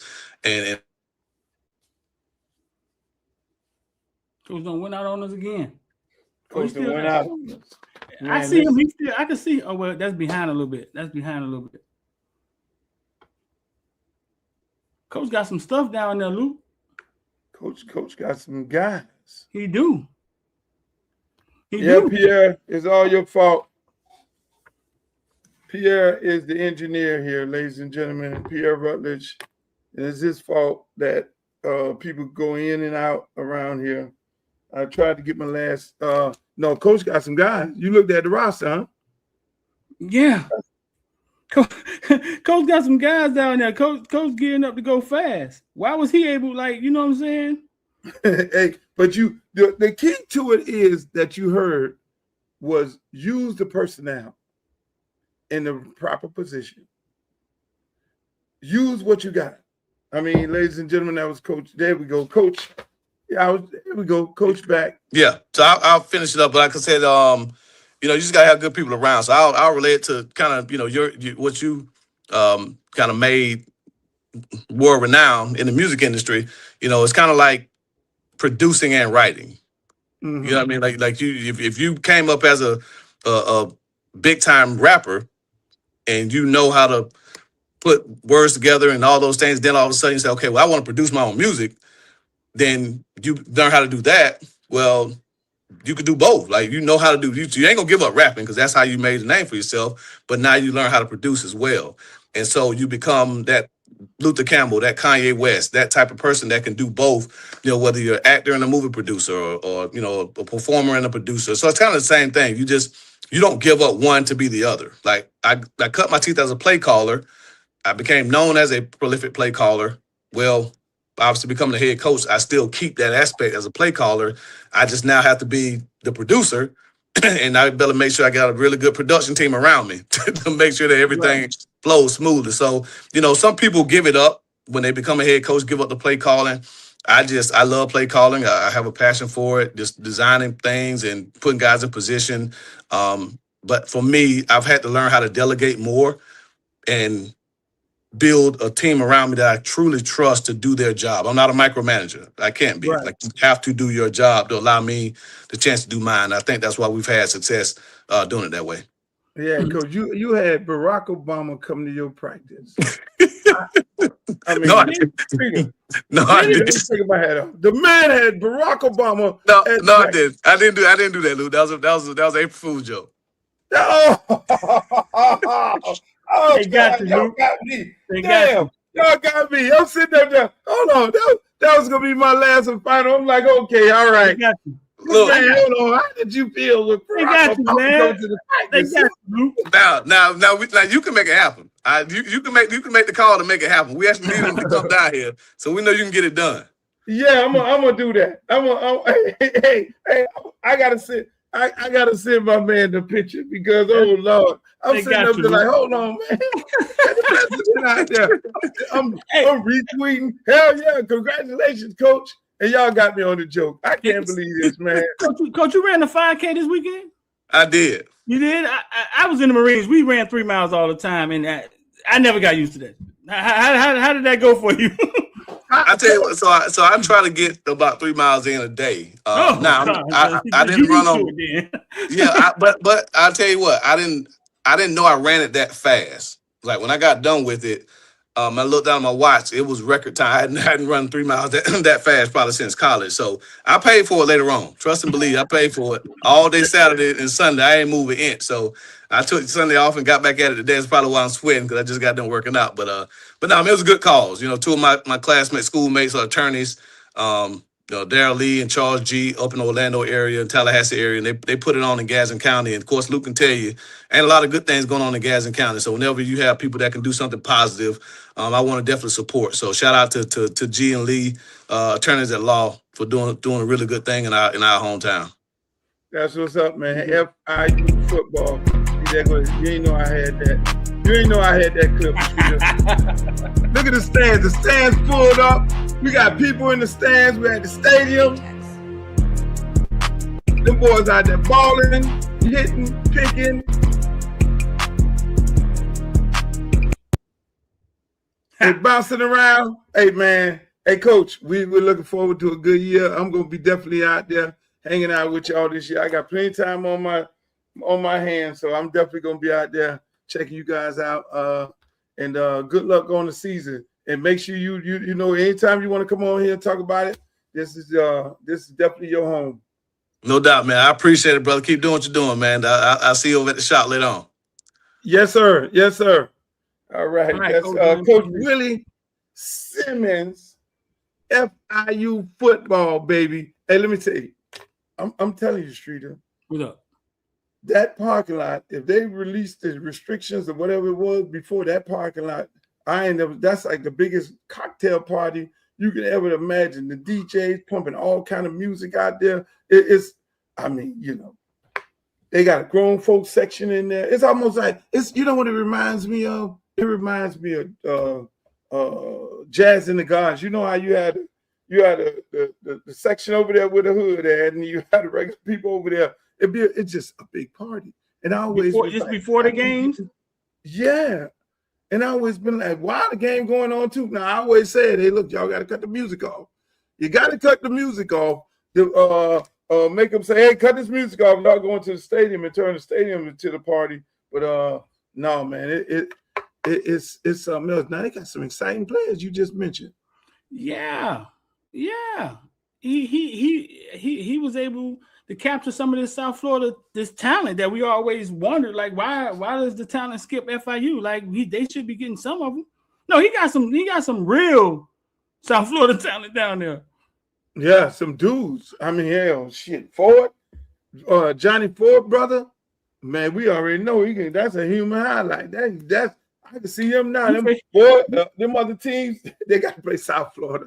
That was Johnny Ford. The brother started out playing there. He was over there with my man, the brother coach over there. No, he was over there with Willie Taggart. I know that boy gonna go up in there with some kind of feeling. The first game up there in South Florida, that's gonna be good. Now, here's something I want your opinion on. NIL, the conversation again. April 16th. NCAA President Charlie Baker sent a memo to every school in the country after meeting with leaders in Washington. And here's the headline you need to understand right away. The NCAA is no longer waiting for Congress to fix college sports. That should get every parent's attention. Now, here's what's happening behind the scenes. Charlie Baker has been meeting with members of Congress, including leaders like Senator Ted Cruz and Senator Maria Cantwell. They've been working on federal legislation to stabilize college athletics. You may have heard of it. It's called the SCORE Act. The problem is it's stalled. There's no clear timeline. There's no guarantee it's going to get passed. So now the NCAA is moving forward on its own. In his memo, Baker said something that really stands out. He said NCAA membership is not waiting for others to act. That's a direct message. And he also said they are pursuing solutions that are, in his words now, pro-competition and legally defensible. Now, let me translate that for you. They know these rules are going to be challenged. They know there's going to be lawsuits, but they're moving forward anyway because the current system isn't working. So what are they actually changing right now? There are three things you need to pay attention to. First, eligibility rules. There's a proposal to move towards age-based eligibility. That means your child's clock could start at high school graduation or at age 19, and they would have a 5-year window to compete. What does that mean for you? Fewer exceptions, fewer waivers, and less room for mistakes. Second, transfers. The NCAA is cracking down on what they call ghost transfers. It's when a player moves without properly entering the transfer portal. If a school allows that player to compete, the penalties are serious. We're talking about head coach suspension and major fines. That tells you how big of a problem this has become. Third, they are trying to simplify everything. Right now, there have been dozens of lawsuits around eligibility. There were over 1,000 waiver requests this year alone, and courts are starting to get involved in decisions that used to be handled internally. That creates uncertainty for everyone, for schools, coaches, and for families. So let me simplify what's really going on. The NCAA is trying to regain control of college athletics. Right now, the power sits in three places: the transfer portal, NIL money, and the courts. And the NCAA is trying to pull that back before the system gets even more unstable. Now, here's what this means for you as a parent. This is where most... So you get the gist of it. It's like these rules change every day. You're going to start a clock while a kid is still in high school, give them 5 years. I mean, what's your opinion of this? What you just heard? What's so unstable about it? You're starting the clock, regardless of whether the kid is on a college football or whatever team it is. His clock is starting at 19 years old, even if he's still in high school. You got most kids in California, they got a step back program where they're still in high school, 19 years old. Here in the state of Florida, we used to have a 19-9, but if you stay back a year, your senior year is 19 years old. So you're in high school still playing ball, still got another year left, and they're starting the clock. That makes no sense.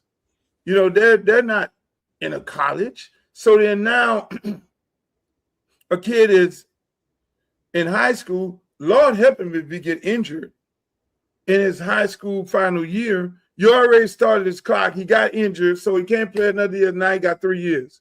I understand that they are trying to not have the same situation that they had this year in the national championship game where they had all these old people playing, but that was because of COVID. It was a COVID year.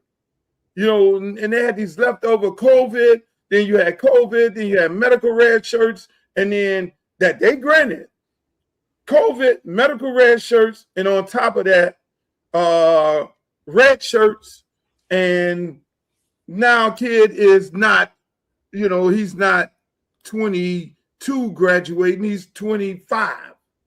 You know, that is what the coach from Indiana created and put together. Now, do other people have a lot of guys? I mean, what the hell? This linebacker from the University of Miami, how old is he? He's a senior citizen, right? Mm-hmm. Both of them.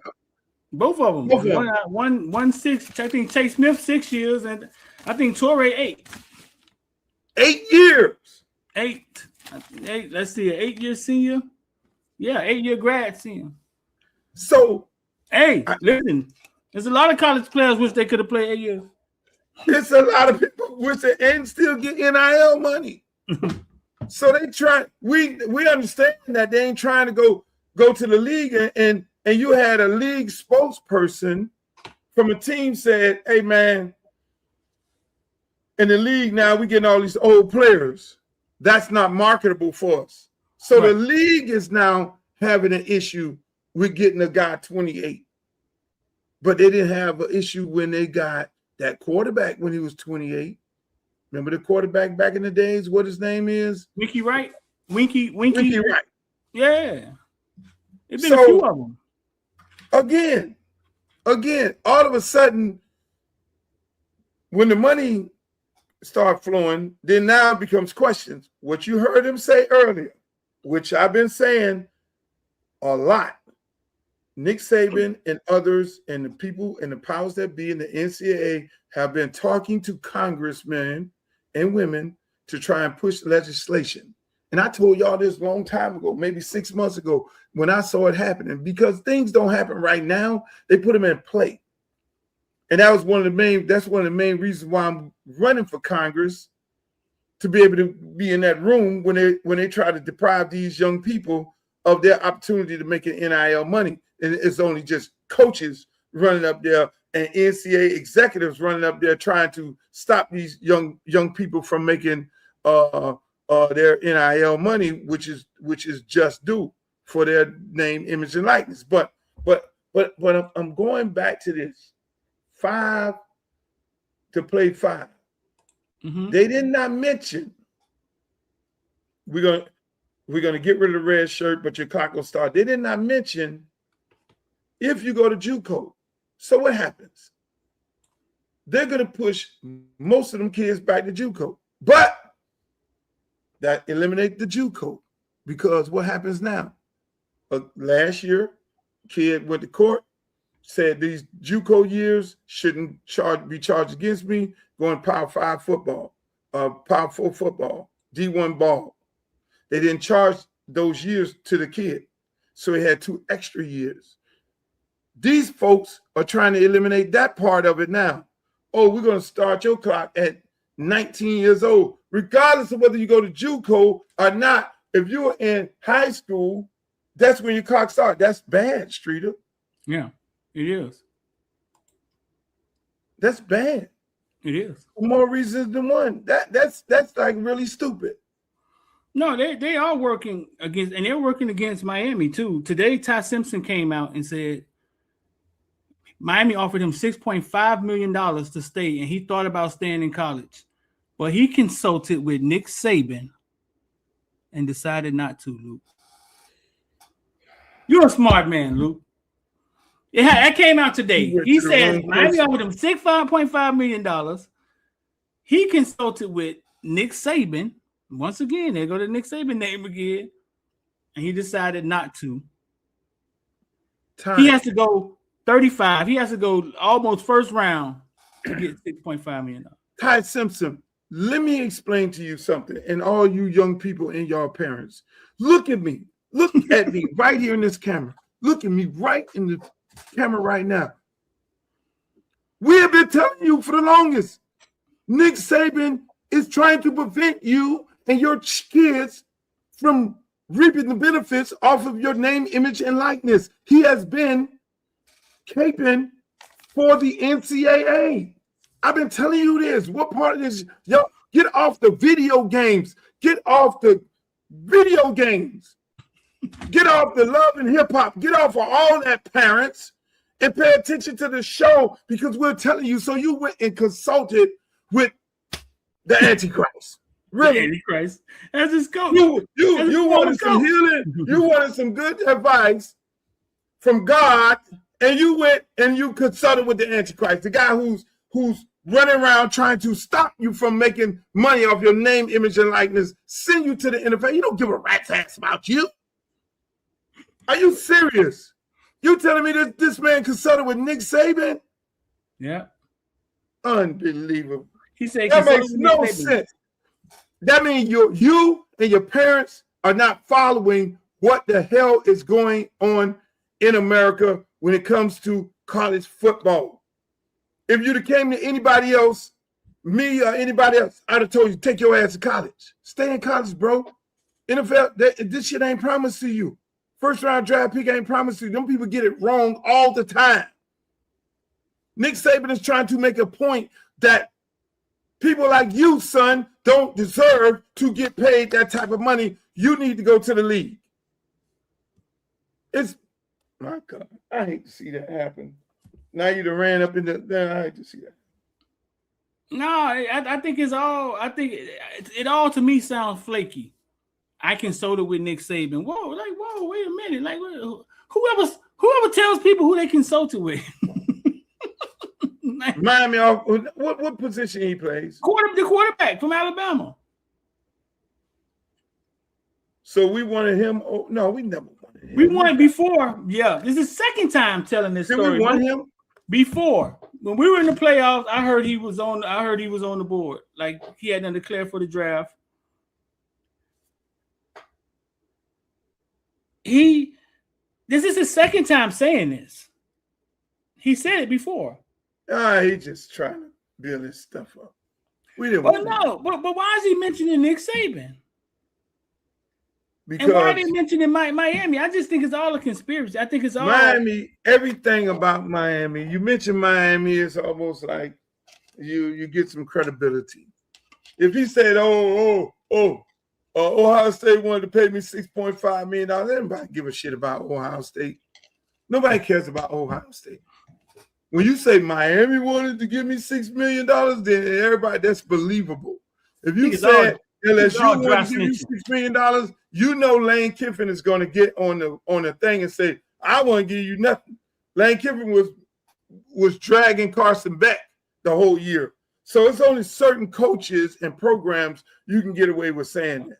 And obviously Miami is one of them. I think it's all Gucci Man dry snitching, though. I do. I think it's all dry snitching. They keep bringing up. You don't hear anybody else offers. Why you got Gucci Man in this? Gucci Man made a diss track. He was dry snitching in the diss track. He was telling everything. I mean, God bless him, but yeah, I mean, it's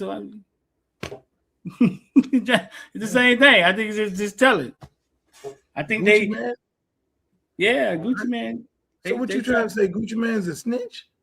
I think it's past that point. They tried to rob Gucci Man, and Gucci Man just told everything. Then he made a song about it. I think the word snitch need to just go away. I just think we law-abiding citizens at this point. The code of that, the snitching code is over. This new generation. It ain't no more such thing as this new generation is. I think it's just. I think we glorified for being a rat.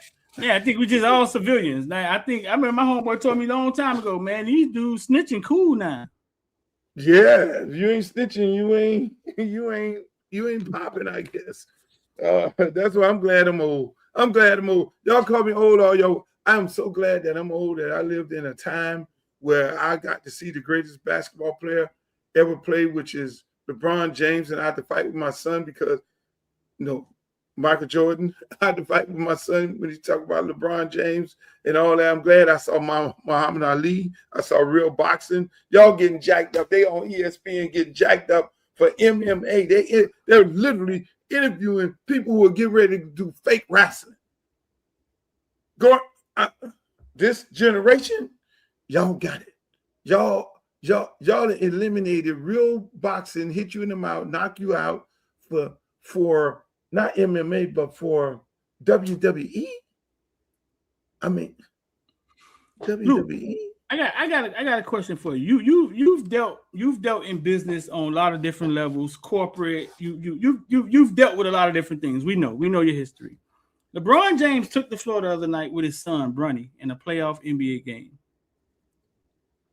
From everything you fought for in the past, how difficult that had to be for LeBron to do, and how do you view that from somebody who's always just been fighting for rights of people? Like how do you experience that?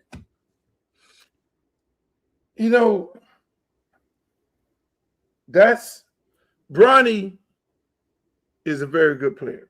Mm-hmm. If Bronny wasn't LeBron James' son, Bronny would be a very decent, up and coming NBA player, just like Bryce. But unfortunately, when you're a celebrity son, you get heavily criticized. Right. And a lot of people, a lot of coaches don't want to be, oh, I'm putting his son out there because that's LeBron James. Oh, I'm going to make it hard for Shedeur Sanders. Oh, I'm going to make it hard for these top of the line athletes. So the kids, no fault of their own, get the brunt of just bad people. They get the brunt of bad people, bad coaches who cannot separate, who worrying about what everybody else is saying if they start or if they draft Shedeur or if they draft Bronny, or if they put Bronny on the floor. Oh, Bronny is out there because his daddy and all these different things like that. No, Bronny is out there because he can play. You know what I'm saying? But Bronny gets the raft of it all. All celebrity sons get that. We all have it. I mean, unfortunately, we all get it in some shape, form, or fashion. I get it too. And there's nothing we could do about it. We're hurt and we feel sorry for our kids, but there's nothing we can do about it. We have to weather the storm because it's the good and the bad. It's the same thing. I have to talk to my son all the time about it. Hey, there's gonna be situations where people gonna respect you for your game, and they're not gonna judge. They're not gonna deprive you from playing because of your daddy.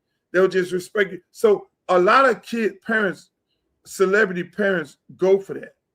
Go through this. It's very difficult things. So you see us. We sit on the front row of the basketball court with our kids. You see us. We are in the suites with our kids at the stadium and all this. It's almost like, but then when it comes to the decision of grown-ups, then it becomes, oh, you're playing Bronny because LeBron is on the team. No, this man played because this man put the work in. And every time he goes out there, he shows up. Same thing, like I tell my son all the time, you're in the same situation as Shedeur. And look at Shedeur. Shedeur never wavered. Shedeur never wavered in whatever circumstance because Shedeur know he's good. You're good. There's nobody going to take that away from him. So you're in a position where you have to prove it every time you go. Yes, you're going to have to do that, and that's the way of life. Unfortunately, because you're my child, you're going to have to deal with that. So our kids have it a lot more difficult than the average kid. We, like I say, it's a good and the bad. Like even me as a grown-up, I can go, I'm going to get in the club. They're going to say, hey, Luke, come on in the club. And, hey, Uncle Luke in the building and all that. They'll bring bottles or whatever it is and everything. I don't drink no more, but you're going to get in the club. But as soon as something happens around your table, you're going to get blamed for it. So that's the curse of it all. Your friends could go knock somebody in the mouth. They came with you. They're going to say, Luke came in the club and he knocked somebody in the mouth. So those are the, it's a give and it's a take. You got to watch where you're at. You got to watch who you put your kids around. Like LeBron. LeBron coached his kids. Prime coached his kids. And I think Prime, people don't realize he coaches. He coached Little League. He coached flag. He coached his kids all the way up through the ranks of baseball and football. And they chose football, but he literally had to be there. He had to do that because I'm pretty sure what they're doing to his son right now in the NFL, they would have did to his son in either high school or park ball or whatever it may be. So it's almost like you don't want to even like, this is my child, because it becomes a bad thing when it's your child. You know what I'm saying? No, it's not about the talent. It's just because the coach don't want to feel like that the other people feel like, oh, I'm playing him because this, I'm playing because of that. And unfortunately, that is the situation. That's why I don't talk to no coaches. When it comes to my child, I mean, I've had a couple kids play sports. I don't know because I don't have nothing to say. Now, if it gets real bad, then I'll have a conversation with the coach, but then I don't have nothing to say. I just sit back and I train my child heavily, like no different than Prime, no different than Sheffield, no different than anybody else. Get their kid the proper training, put in the work. Make sure they love the game, but at the same time, you don't have no control. You don't have no control of these coaches. You don't have any control of them. So you telling me that Bronny just happened to end up on the Lakers? The Lakers drafted Bronny. Yeah. And I'm pretty sure the Lakers made that. If you looked at that draft, right? Mm-hmm. Everybody said, well, Bronny was averaging 2 points a game. If you look at that draft, I could guarantee you 50% of them dudes was averaging 2 and 4 points a game in college basketball. Did you answer my question? Did he end up happily? Did he just happen to get drafted by the Lakers by luck? Yeah, he got drafted by the Lakers. But was it by design or was it just by? You don't think there was a conversation had behind closed doors? I don't know. I look at it like this. Okay, I look at it like, because I understand exactly what you're saying. Right? How many other guys before Bronny is playing better than Bronny right now? Go to your chat. Bronny brawling, G League and NBA. He looks pretty good at it. That's what I'm saying. Right. So if you're trying to insinuate that Bronny got drafted because his daddy is on the Lakers and they cut some backroom deal and the daddy said, you better take my son or y'all I'm on leave here or whatever. No, Bronny is good. I look at it like this. To me, it doesn't matter. In NBA, either way it happened, right? Whether it's what you're saying, right? Or whether it's LeBron saying, hey, listen, and negotiating and getting in the room with these people and able to have that power, right? To even suggest that, to me, is amazing in itself from a business standpoint. Because we've seen great players have zero power, right? When it comes to picking a team or even to have that leverage. I think it's all amazing to me. See, that's what I'm saying. I'm not saying Bronny can't play. What I'm saying is for his dad to be able to have that power and have that business acumen for them to walk in there and be able to say, hey, XYZ, and it happens on that level is just as amazing to me, if you ask me. But it is amazing. And unfortunately, the way it's going down with the Shadors and everybody else of the world, you damn near got to do that, to be honest with you. And that's exactly what I'm saying. Prime had to sit there, a celebrity, and watch his son dropping the draft. Right.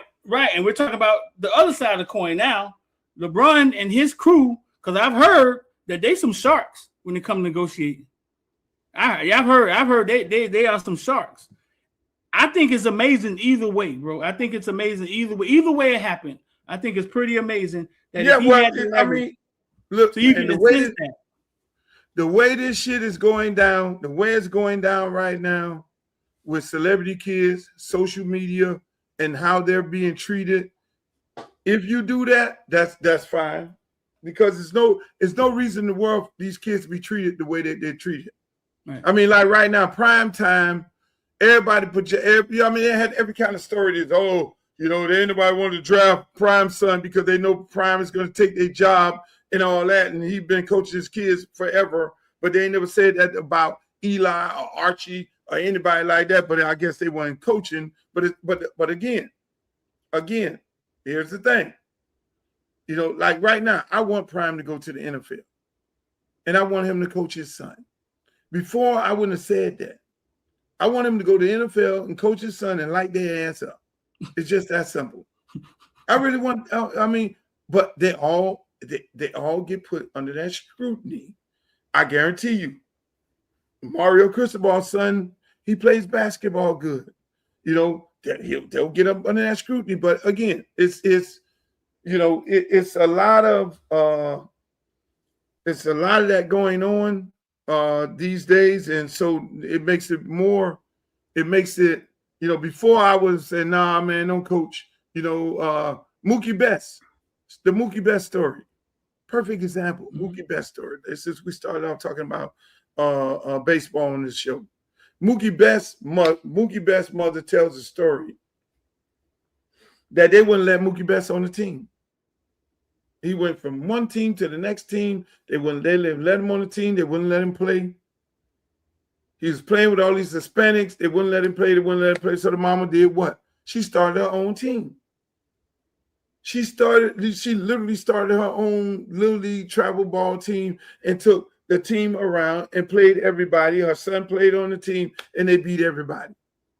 And Mookie Betts on the team, him and maybe another other kid on the team end up in the major leagues.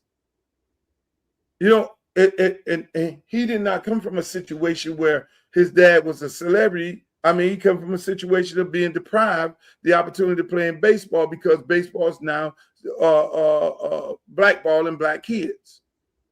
I said it, and that's what they're doing. So again, you're black, you're being scrutinized the same way primetime son is being scrutinized, added on to top of it, add the celebrity part of it. Then now you really got a problem.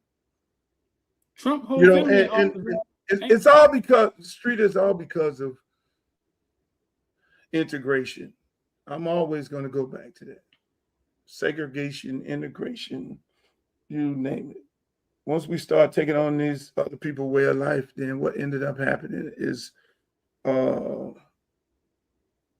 dollar weakens in the black community, businesses weaken, we go backwards other than forward because we were at a great place in the 70s and in the 60s and the 80s. It started going bad. They brought crack into the neighborhoods to kill us off, to give us a whole bunch of crack babies, so that nowadays all these crack baby parents got to put their kids on some type of medication to deal with that, and it's crazy.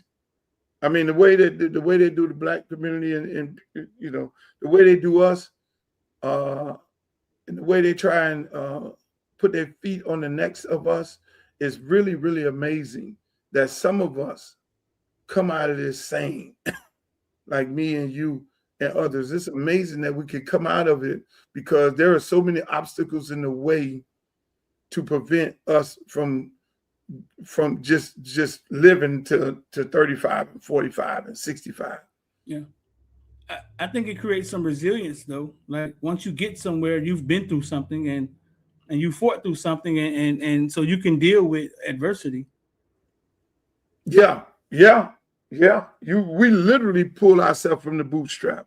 And what people don't realize that, and that's why, I mean, they got us in the brains. They got us thinking that what's sexy is the craziness that you see on TV, and everybody want to be like that. They got us with, I mean, hell, they just try and keep us sleeping. And so again, they've been doing a good job. They've been doing a good job. They've been doing a good job. Who that? Keeping us sleeping. They don't know what kind of magic potion they got. It was in the pizza on Thursdays at elementary school. They put it in the pizza. Shit, they need an Academy Award for this. They need an Academy Award for this. They need an Academy Award for what they doing to black people. And God, they got us hoodwinked and bamboozled and all confused around here. We confused. Man. We want to get mad with each other when we ain't even got no reason to get mad with each other. And that's where all the snitching came. They said, hold on, we can't keep up with enough of y'all. We're going to make snitching. We're going to glorify snitching and glorify the snitchers. That's what they did. Everything is not, it's okay. Hey, we're going to put the dude who with all the tattoos on his face, we're going to put him on and say, oh, he's a great guy. We're glorifying married. We're glorifying adultery. Adultery. Side chicks getting pregnant. We are glorifying adultery. We're like cheering adultery on like a mother. Back in the 60s, what? Oh no, just you gotta wear a red dress. Oh no, you better keep your family. You a divorcee? What? No, no divorce. He can't even come into church. Oh, you slept with a married man? Oh, no. We know who you are. Your name was on the blacklist. You got blackballed. How did the rapper go from the drug dealer to the drug user and the snitcher? Like how did that happen? How our rappers were drug dealers. Somehow they made it cool to be the actual user. Streeter, you know about this internet better than I do. You know that this internet is controlled by them. That the bots and all that, when this internet and this social media push a certain person, then it's coming through. It's in the algorithm. How does a snitch get in the algorithm? You know that. You know they control all this, Streeter. That's it. So we sit up and we subscribe. We subscribe to X when Elon Musk then told you a million times he hate black people. He's even suing some black people, right? Yeah, he's contesting in Colorado that his AI should be able to discriminate against blacks. Thank you. And we on X.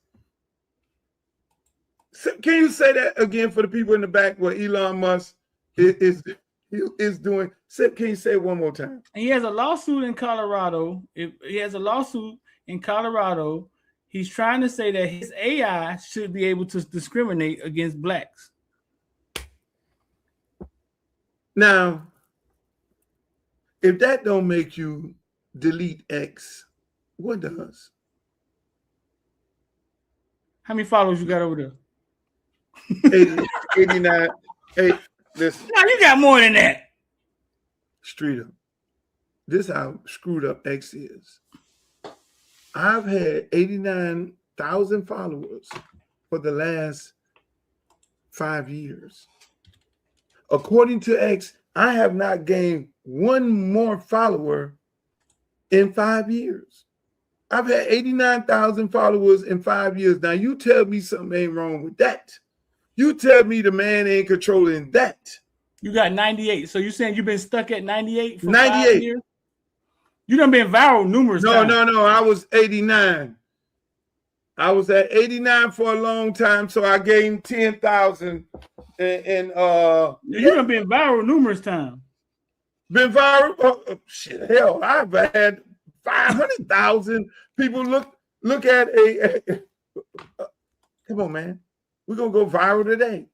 So 500,000 found a post that I made on X, and I couldn't translate any of them to follow me. They just looked at the post and kept on moving.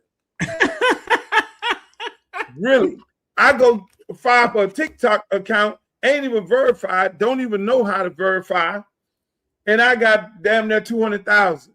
And I just fired up that account. Any account that I open up, I'm automatically over 100,000. Not X. Make it make sense. X is, I go over there. Listen, I go over there and I'm going to keep it. I'm going to keep that account. So one thing Trump did is jumped up out of there and created his own social media. I think that's what I'm going to end up doing, create my own social media and just hang out over there with my own social media. X is a place where it's a bunch of devils at. It's ran by the devil, and it's a bunch of devils over there. I shouldn't say that. All y'all ain't devils on X. But at the end of the day, that's pretty harsh. That was pretty harsh. Yeah, it's ran by the devils. That's pretty harsh. In my opinion, it's ran by the devil. If the owner of X is suing black people, what he's not the Antichrist? This man, daddy, allegedly one of the people who had Nelson Mandela locked up in jail. Wow. This man just came. Go read that. This man did the Heil Hitler salute and said, "Oh, I didn't do that." But y'all I won't buy no electric car. I will not buy no Elon Musk car under no circumstances. No. I mean, It's amazing, man. The stuff that we go to, even just going through his whole situation, it is amazing of what we do and what we stand for. Only time we get excited is when some cop kills an unarmed, well, not kill, unalive, some unarmed Black person. Then we get all excited, and that gives us a reason to run out in the streets and protest and all those different things. And some of us take it upon ourselves and use that opportunity to do some looting. But anytime other than that, we're asleep at the wheel. You just told me about a parent sleep at the wheel asking Nick Saban, should he take $6 million or not? That's the most ludicrous thing I've heard today. I'm pretty sure I'm going to hear some more things. We talk about Black Wall Street and about us being together and how far we have moved from our traditional values to where we at right now. Come on, man. It's all in the cards. I mean, we shouldn't have to sit here and worry about somebody else doing something for us. I mean, how many Black people sit in the media room with you at the University of Miami? On a consistent basis,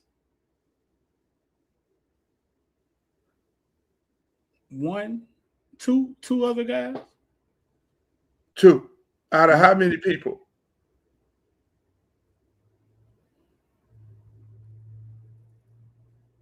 Maybe 15. Look at those numbers. That's covering media. Something that we don't feel that we need to be a part of. That's why when I used to do the column in the Miami New Times, I did it for a reason. I did it for free because I felt like we need to be a part of the media. We need to be speaking our truth in this newspaper here.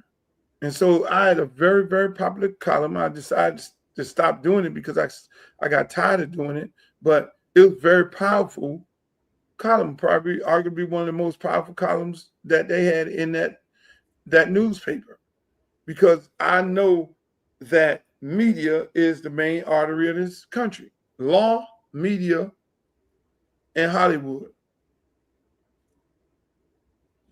And so what you're doing is very, very important. That's why you get the heat that you get, because you don't supposed to be in media.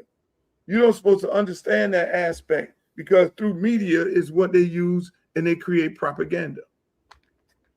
They want to tell the story that they want to tell by the person that they want to, by the person they use to tell it. Because if somebody don't look like us, say that Streeter did this and Streeter did that, everybody in our race is going to believe it. Because this white guy said Streeter did this and Streeter did that. And be on the lookout for Streeter. They'll throw in allegedly did that. But then how they finish it off, come on, man. It's amazing. No, you're right. Hey, so what's next on the horizon for you, Streeter? Where we going at? What we doing? Well, I mean, that's it for what's in that football season. So now it's just the villains, man, and spring football, high school football kicking in. Boy, what you about to do, boy? Boy, what you gonna do with your time? My time is running for Congress. Listen, man. This is a undertaking like no other. It's like, put it like this. It's like starting a new business with a whole bunch of new employees that you got to learn. They got to learn you. And then you got to you got to hire and you got to do some firing because everybody ain't on the same page, and you got to watch what's going on because, in all new businesses, you have folks coming in, they will, they'll rake you across the head before you know it. You look in your bank account, you ain't got no money. It's almost like when I tell football players, don't get into the music business unless you have somebody in your family that understands the business, because they will have you spending money on things that you don't need to spend money on. And that's the same thing with any new business, and the same thing with this campaign. But the campaign is going well. We got a good team of people. We're gonna add some more people on. Everybody want to know what we're doing all the time and what we're trying to do. I got a big announcement. A big one. In Atlanta, we're going to do a fundraiser with Ludacris and Shaka. Shouts out to Shaka and Ludacris and that whole gang out there in Atlanta.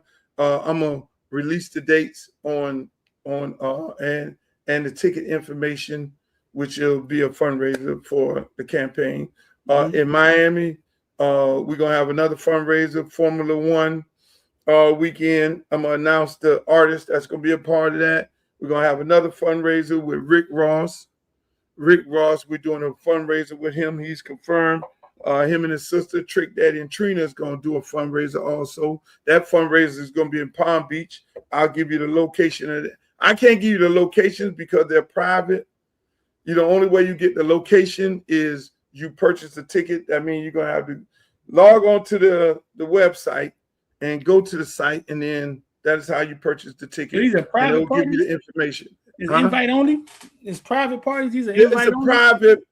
It's a public-private thing, because what people don't understand in fundraisers for campaigns, you have to, in federal campaigns, you got to go through this thing called Act Blue. So you buy a ticket. We don't want it to be a public thing because we don't want 1,000 people showing up at the door because they want to see these artists. I mean, the one in Atlanta is going to be super big. You got everybody from T.I., Killer Mike, Ryan Cameron, Greg Street. You got all these guys going to be showing up to that one out there. And so with all of them, I mean, same thing here. The one in Formula One weekend is going to be bananas. The Rick Ross one, his location is super dope, but we don't want it to be an event. We want it to be private, semi-private, but the people who purchase the ticket, they'll purchase the ticket through our website. And the website will then give them the address. It's almost like RSVPing. We're going to do one in Houston with Scarface. He already committed to doing a fundraiser up there. Shouts out to Scarface. They told me he said some beautiful words about me running at the Carol City picnic. I don't know why Martin or anybody didn't send me that footage. If they said something negative, they would all send me some footage. But shouts out to Scarface. Hey, but yeah, man. I mean, the campaign going good, man. We're in that fundraiser process. Haitian Flag Day is where we're gonna really kick off, grind, and really just start banging them streets hard all the way to August. I mean, we're gonna hit all the high school spring games. We're gonna hit we're gonna hit the parks. We're gonna hit everywhere, because this race is very, very important, Streeter, for more reasons than one. We have an opportunity to create, bring back Black Wall Street in this district. I mean, a lot of Hill Lakes, Tamarack, Sunrise. These are all Caribbean, African-American cities, Belgrade, Pahokee, South Bay, River Beach. These are prominent Black neighborhoods that we could do some great things in. We could bring some real dollars into the district and make a difference in the world, because shit, man, that's what you want. That's why it's so attractive. Everybody's like, well, you're from I lived in Broward County for 15 years. Why you want to run for in Miami? No, Miami is gave away. They gave Miami away. We gave Miami away. Miami is gone. Who we gave it to? Miami live in Broward. Who we gave Miami to? Cubans. And the Cubans then gave it away to the foreigners. That's why right now you got a white mayor. Think about it. Little Havana ain't Little Havana no more. Little Haiti is not Little Haiti no more. So the Cubans took over it, and then the Cubans got gentrified. So we gentrified the white people in Liberty City, my parents and Black people that got, when Overtown got blowed up by the I-95, we gentrified Liberty City, took over that. They're now taking over that. So Cubans came in, took over, gentrified us. Now it's being sold again to the Europeans and the foreigners. So everybody spread out all over the place. Most people done went to Broward. And that's why Broward was blue. Homestead, they sent on the Homestead, right? Homestead is popping. Homestead is popping. If that traffic wasn't that bad going down there, I probably have been bought me a house down in Homestead. Homestead been popping. And they just kept moving down there. That's why when you look at Belgrade, Pahokee, and South Bay, you see a lot of rural area, but you see a lot of land that you can really build some things out there. I see my vision for them over there is out of control. No, I'm not running for mayor. I'm running for Congress. And so even you ride down Sistrunk, you ride in Tamarack. All these things are right there near the ocean. They're like these. Sistrunk goes right into from Sistrunk to condominiums, $5-6 million, like 5 minutes away. Things like that. So you build within the infrastructure that you build in, because you got the comps, and you create, you build onto this black neighborhood that you already have, that's already set in place. Same thing with Riviera Beach. I mean, Riviera Beach is on some prime property. They're trying to push them people out through the water plant, through bad water. Daggone well, as soon as they get enough black people out of Riviera Beach, all of a sudden the water plant gets fixed. And that's me. No. My job is to keep them people there. Create infrastructure, bring jobs, the real serious jobs that people can afford to stay in these areas. People can't afford. When you can't afford to stay somewhere because the pay ain't matching, what this guy knocking on your door, then you have a tendency of saying, okay, I got to leave because I can't afford to stay here. But if there's job creation, business creation where you can afford to stay, you'll stay. And so that's my job as a congressman. That's why I'm running. And I'm telling you, I'm running the street of, the people decide that they want somebody else, they want a career politician or some little boy or whatever the hell they want, then that's fine. I live with that, but I'm gonna go to Columbia. I got Columbia, because I'm always gonna have plan A, plan B, plan C. So I got Columbia on my mind. I have because I'm not gonna be crying too long. I'm gonna sit in the back and cry that they didn't want me for about 5 minutes. I'm gonna be in Columbia, or I'm going to what is it?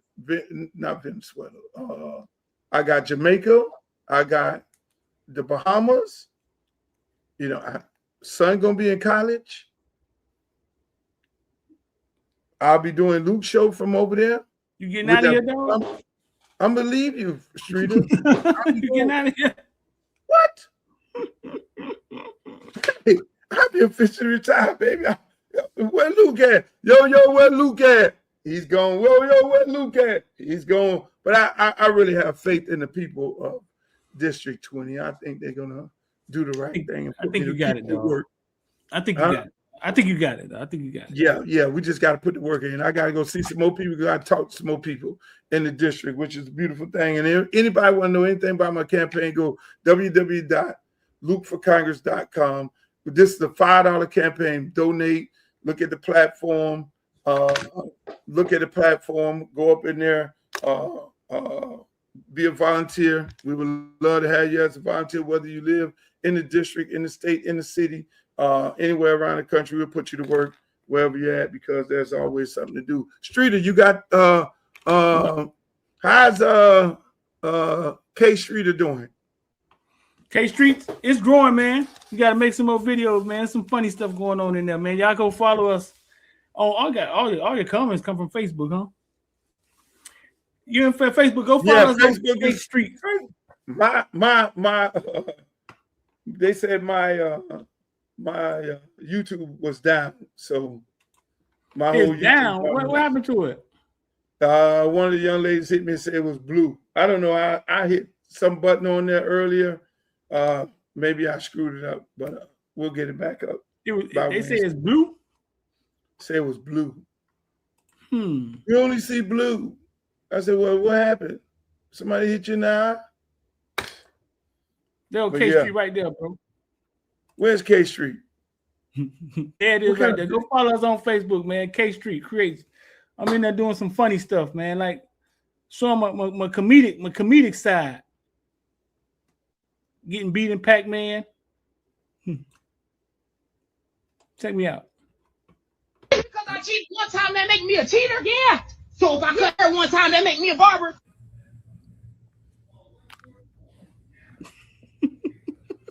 Yeah. Yeah, I'm being funny, dog. what? So that's your new thing? You want to be a comedian? I always thought I could be a comedian.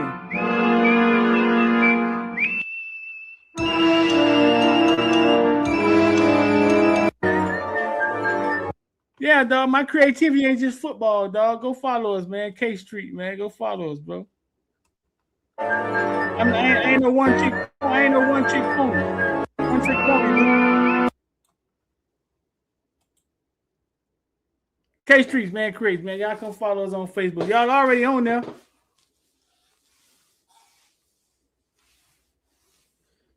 Finna blow that thing up, man. Follow this because it seems really, really interesting. Finna blow that thing up. Ladies and gentlemen, that's my show today. Make sure y'all go follow K Street. I'm going over there to follow K Street. Sorry for you people that's on YouTube that y'all couldn't get me today. Make sure y'all go follow K Street along with my man Streeter of Footballville. Y'all follow him and keep up with all the current sports, youth sports, everything that's going on in the sports world. Follow him on YouTube, Instagram, Twitter, TikTok, X, all that. All that. All that and something. Hey, Streeter, I'll holler at you later. I appreciate you, my brother. One love, virgin. Hey, watch this. Hold up. Yeah. Hold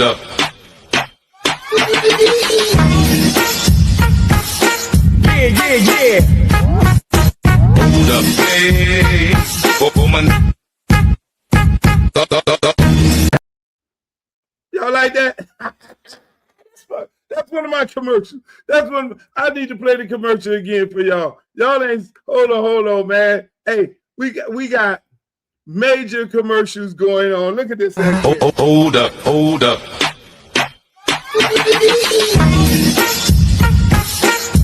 Yeah. Hold up, hey, woman.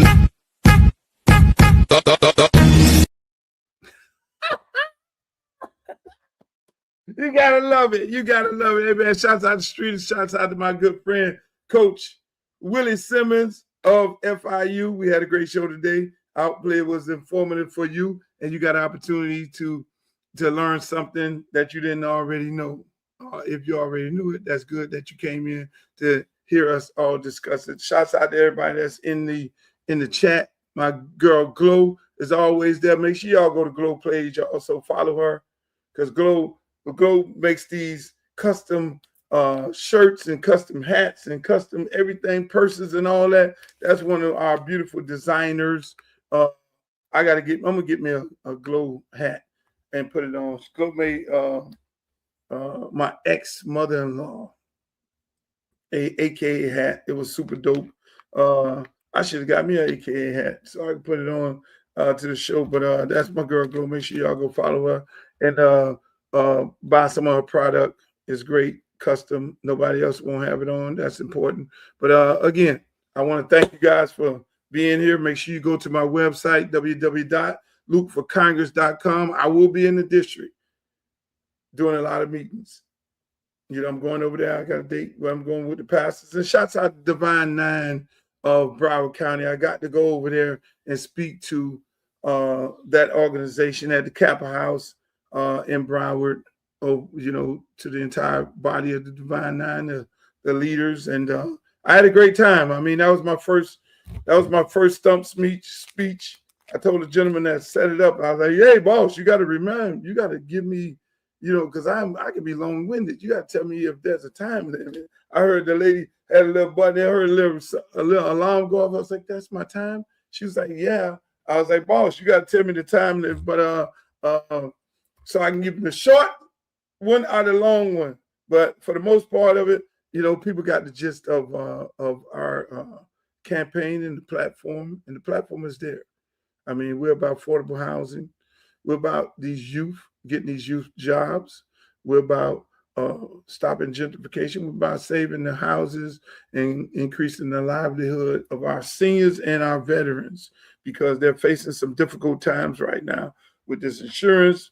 Parents don't know whether their SNAP benefits are going to be cut off. And I try to tell them. I heard one of the individuals who's running in the race, and he was scaring the people up in church. Your SNAP benefits are going to cut off. I'm going to be the congressman to stop you. They not cutting no SNAP benefits off. They ain't cutting no Medicare, Medicaid off. None of that is happening. And if that does, who's on SNAP? Who's the most people on SNAP? So the white people are going to cut the white people off of SNAP. Really? White people are the most people on food stamps. So people don't get caught up with that. No, it's about bringing the resources back to the community. Will I fight? If somebody say they're trying to get rid of SNAP, yes, I will. But I'm here to get my people off SNAP. Okay? My job is to get my people off SNAP. My job is to get our kids, instead of the adults a living wage, get the kids a living wage. But then the adults, get them real high-paying jobs. You got 2 ports. I can expand the port and get people in the community with very, very high-paying jobs, close to 6 figures. I can create other opportunities in the district. I'm not going to tell y'all, because when I get out there and really start debating these people, because these people sit up there and they ear hustle and they try and take your ideal and make it their ideal. But I'm saying the resources that I bring to anywhere, anything that I touch. People told me, oh, you crazy for starting hip hop in the South. You're crazy for doing that. Nobody's going to listen to rap music from Miami. Really? We're only listening to New York and LA. And what happened? Oh, you starting a youth program. Nobody's going to come. What happened? 35 years later, we're here. Oh, why would you go to the school here? What happened? We renovated that school. Oh, you can't do R&B. You just doing that booty music. What happened? I went and found H-Town. Oh, you can't do Hispanic music. What happened? I went and found Pitbull. I'm a businessman first.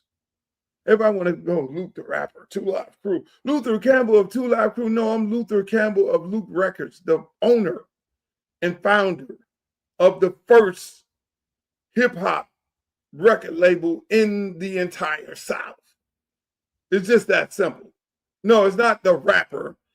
It's the executive, the businessman who had the vision, because you got to have vision to be able to create these things. You're like, yo, what are you going to do about TPS? Well, TPS, yes, a bill got passed.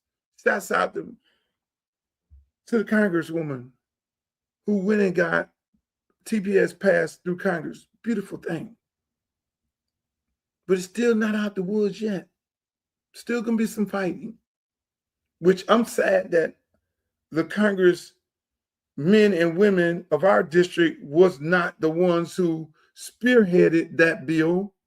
That goes to show you that half of them sitting on their ass. It had to be the Congresswoman from Massachusetts to spearhead that bill.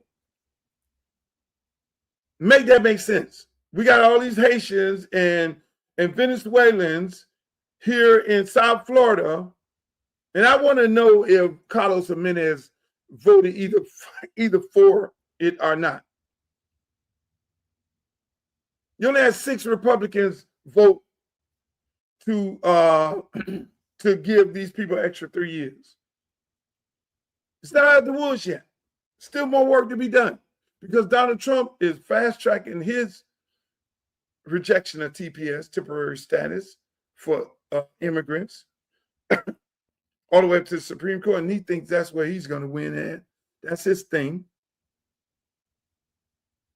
He has his bill fast-tracked. Then it has to go. So now the bill leaves Congress, and it got to go to the Senate. So it goes to the Senate from Congress to him. He has to then put his John Hancock on it. He's not going to sign that. He's already taken the fight to the Supreme Court. So it's a long battle. It's a long battle. when it comes to TPS. It's a long battle of protecting these people's status in this country. And so you won't have to worry about some congresswoman or man from another state or another city in the globe fighting for the immigrants, fighting for the Haitians, the Bahamians, the Jamaicans, the Venezuelans, all the people of my district. No, you won't have to worry about that. I'll be doing the fighting. I'll be at the front of the table. I'll be the one taking the fight to them. But the most important thing is, man, bringing those resources back. I mean, think about these kids. I created a program in Miami where I said, hey, man, I ain't worried about we just ain't gonna do summer jobs. How about year-round jobs? I created that, year-round jobs. But the kids have to be involved in some type of school activity, whether it's football, basketball, baseball, cheer, girls, whatever it may be, whether it's the Glee Club or whatever, you name it. Now the kids had jobs on a year-round basis, and they had to participate in those clubs. If they stopped in those clubs, they lost their job.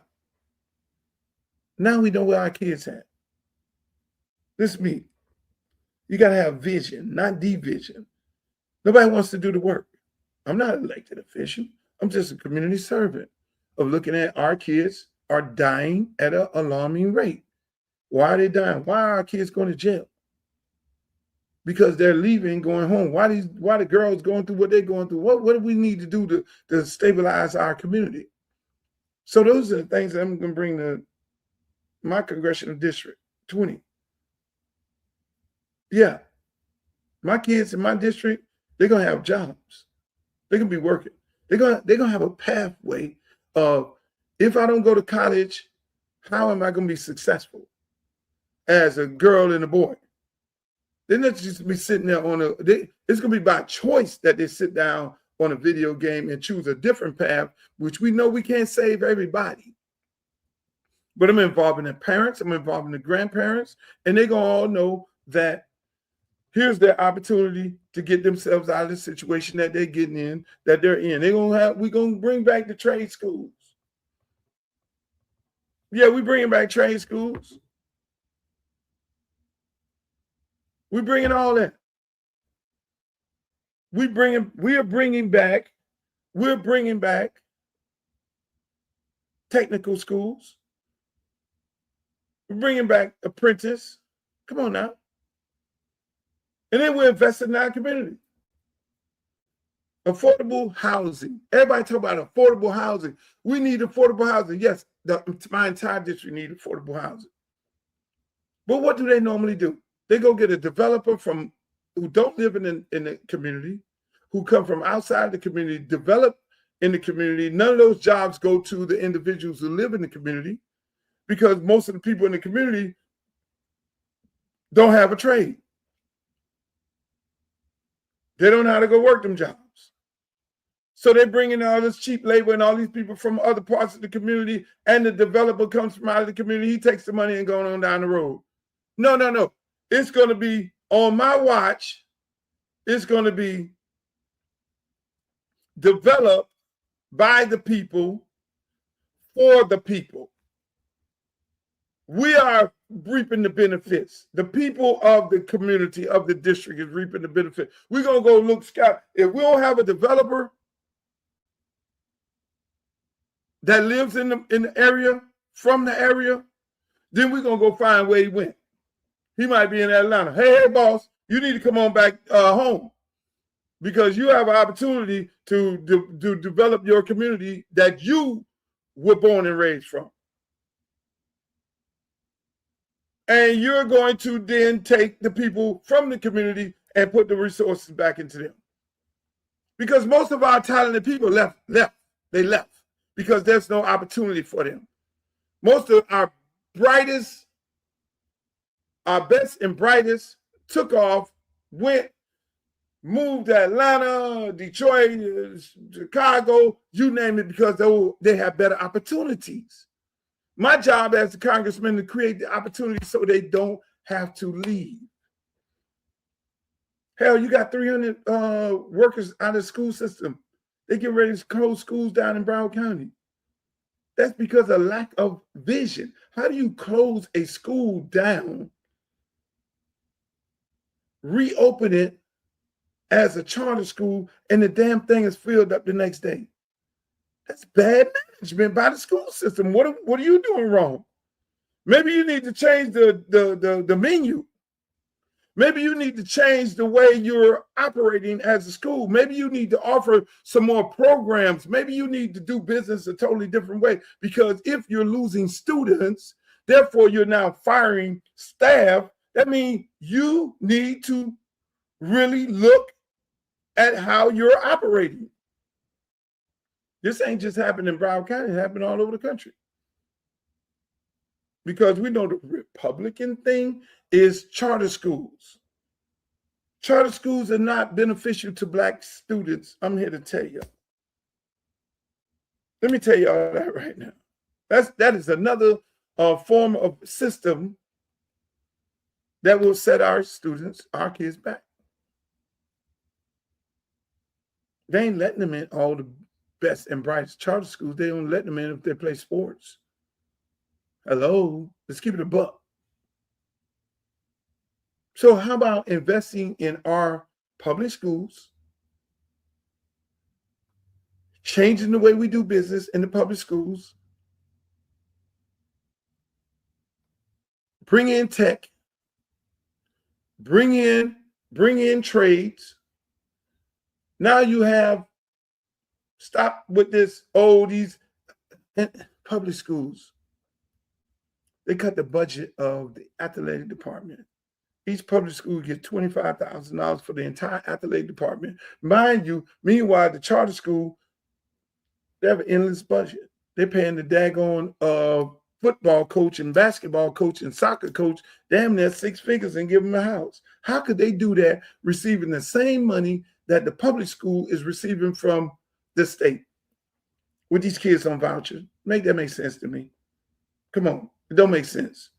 It means that your public schools have been infiltrated by bad people, and bad people don't want to change how these schools are. You got some of these damn board members teaching and working and consulting charter schools. The fix is in. So my platform is about helping these young African-American kids, these students in my district, have a pathway to a successful life and not a pathway to McDonald's. McDonald's is where they'll work at right now. But at the end of the day, they'll be in school getting them a trade. They're going to be happy to go to their local high school and get a trade. Mental health is real, people. Mental health is real.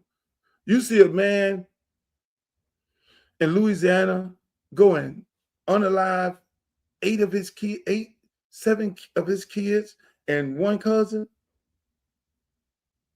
People are depressed. We have to spend tons of money into mental health to identify the issues that these young people and adults are having. You have a mayor, assistant mayor, husband just unalive her. Wake up one day and unalive her. These are serious. We have serious mental health issues in our community that we're not addressing. People are crying. We got seniors losing. They got to make a decision whether they're going to buy some food or pay for their prescription drug because the insurance is killing them and they're about to get put out of their house. That shouldn't be. You got people in Riviera Beach boiling water. You only hear about Michigan. No, the same thing is happening in Riviera Beach right now. That should not be. So when people ask me like, look, why are you running for Congress? What you running for Congress for? What am I running for Congress?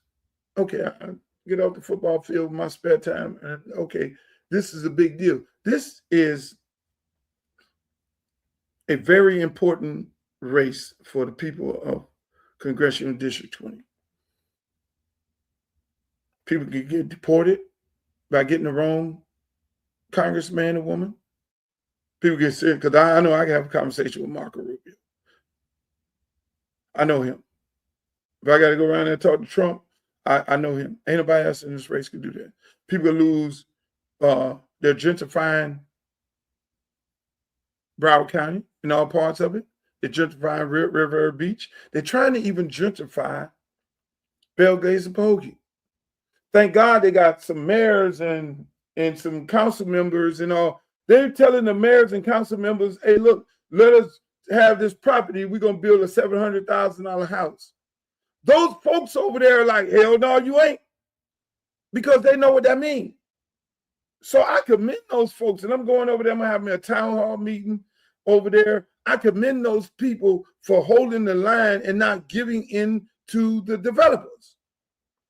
How could you tell these people, oh yeah, we'll give us that land? Because if you know anything about any city or municipality, a lot of people just evacuated, left their land, and they didn't pay the taxes, so the city owns a large part of the properties in the area. So when you go to the city, and the church owns most of the property, because the cities normally get a property to the church so the church can develop and to be able to develop for its constituents. But a lot of times the church don't have the money to develop, so they holding on to the property also. So the city has all this property. Developers come to them, yeah, we'll develop on these properties. So they say, well, what you trying to develop? How much the house is going to cost? Are you doing workforce houses for the people? Are you doing some development so that our people can stay in? No, we're going to build some houses for $700,000. Really? Who going to stay in these houses? You get ready to just tell us flat out, you get ready to gentrify our neighborhood? No, not on my watch. Develop for the people and by the people. You got young people that want to own companies. So the federal government is there for. I create programs to do what? Bring money back to small businesses. Start your business.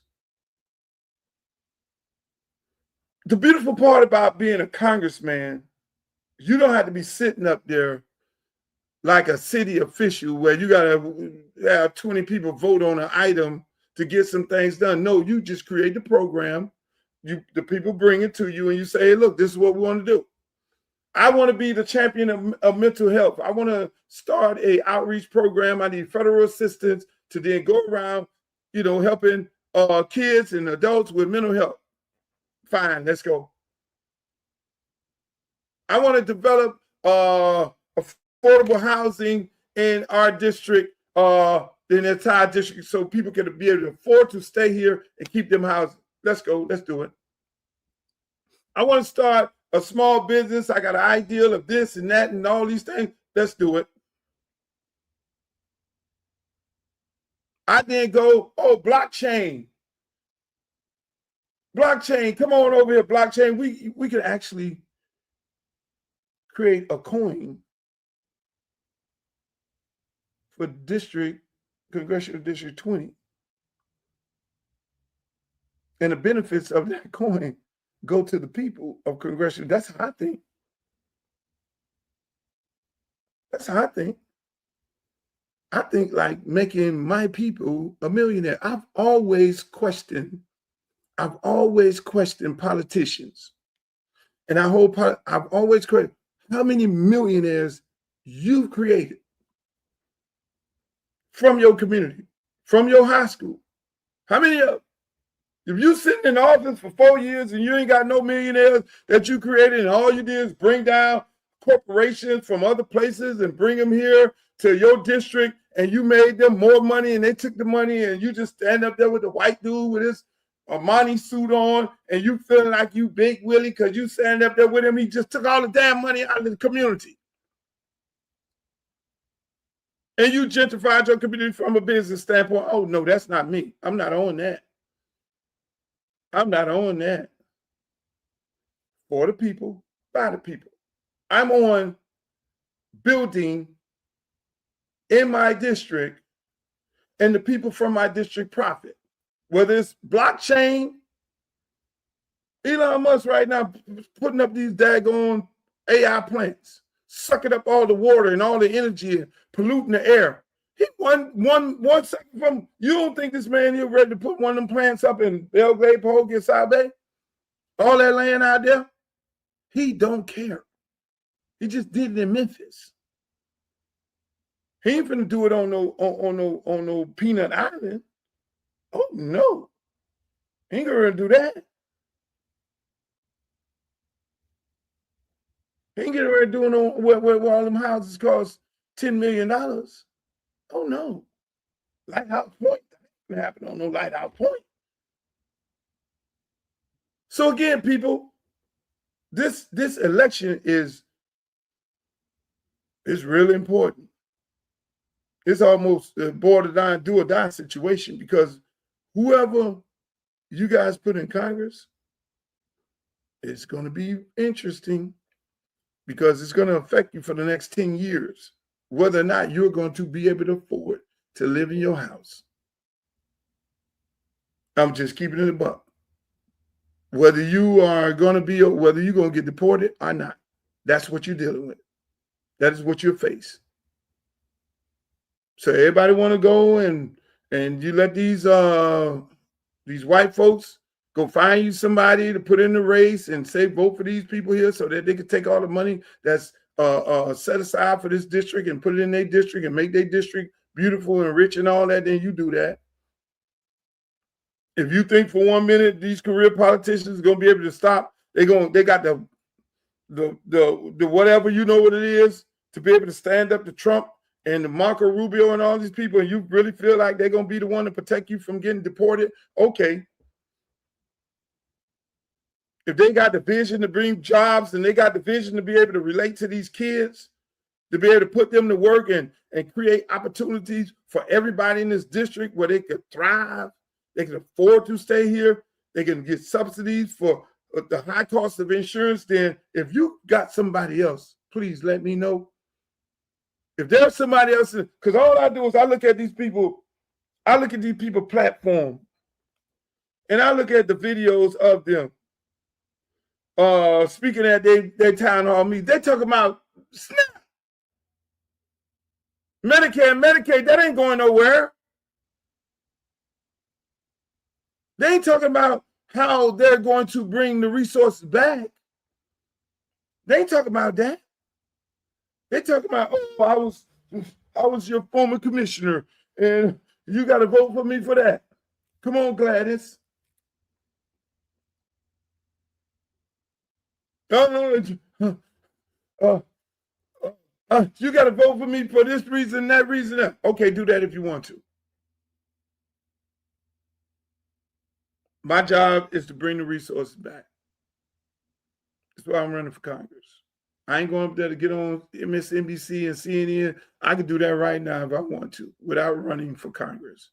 I can get booked on these networks and talk trash about Donald Trump and anybody and not be a congressman and go home and work and mind my own business.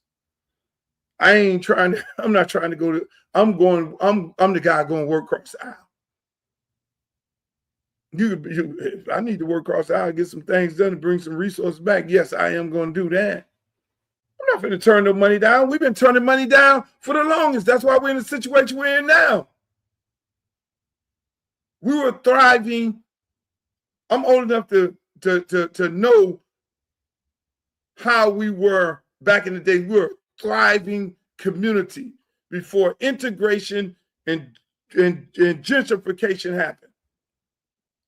We were spending money in our clubs. We were going to our restaurants. We had a nightlife. We had clothing lines. We had furniture stores. We had all these things in our community until they came and bulldozed everything down and told us it was better to go party not at our own clubs, but to criticize. Till they told us, send your best and brightest to St. Thomas. Athletes. Really?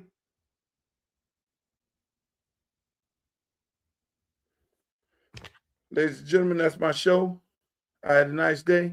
See y'all back. Make sure y'all go to my website, www.lukeforcongress.com. Go on there. Look at my platform. Be a volunteer. Make a donation of $5. If not, thank you for all your support. We're going to keep running. We're going to keep doing what we're going to do. And we're going to get this thing done. We're going to represent and support the people. Until the next time, in the words of Walter Cronkite, may the good news be yours.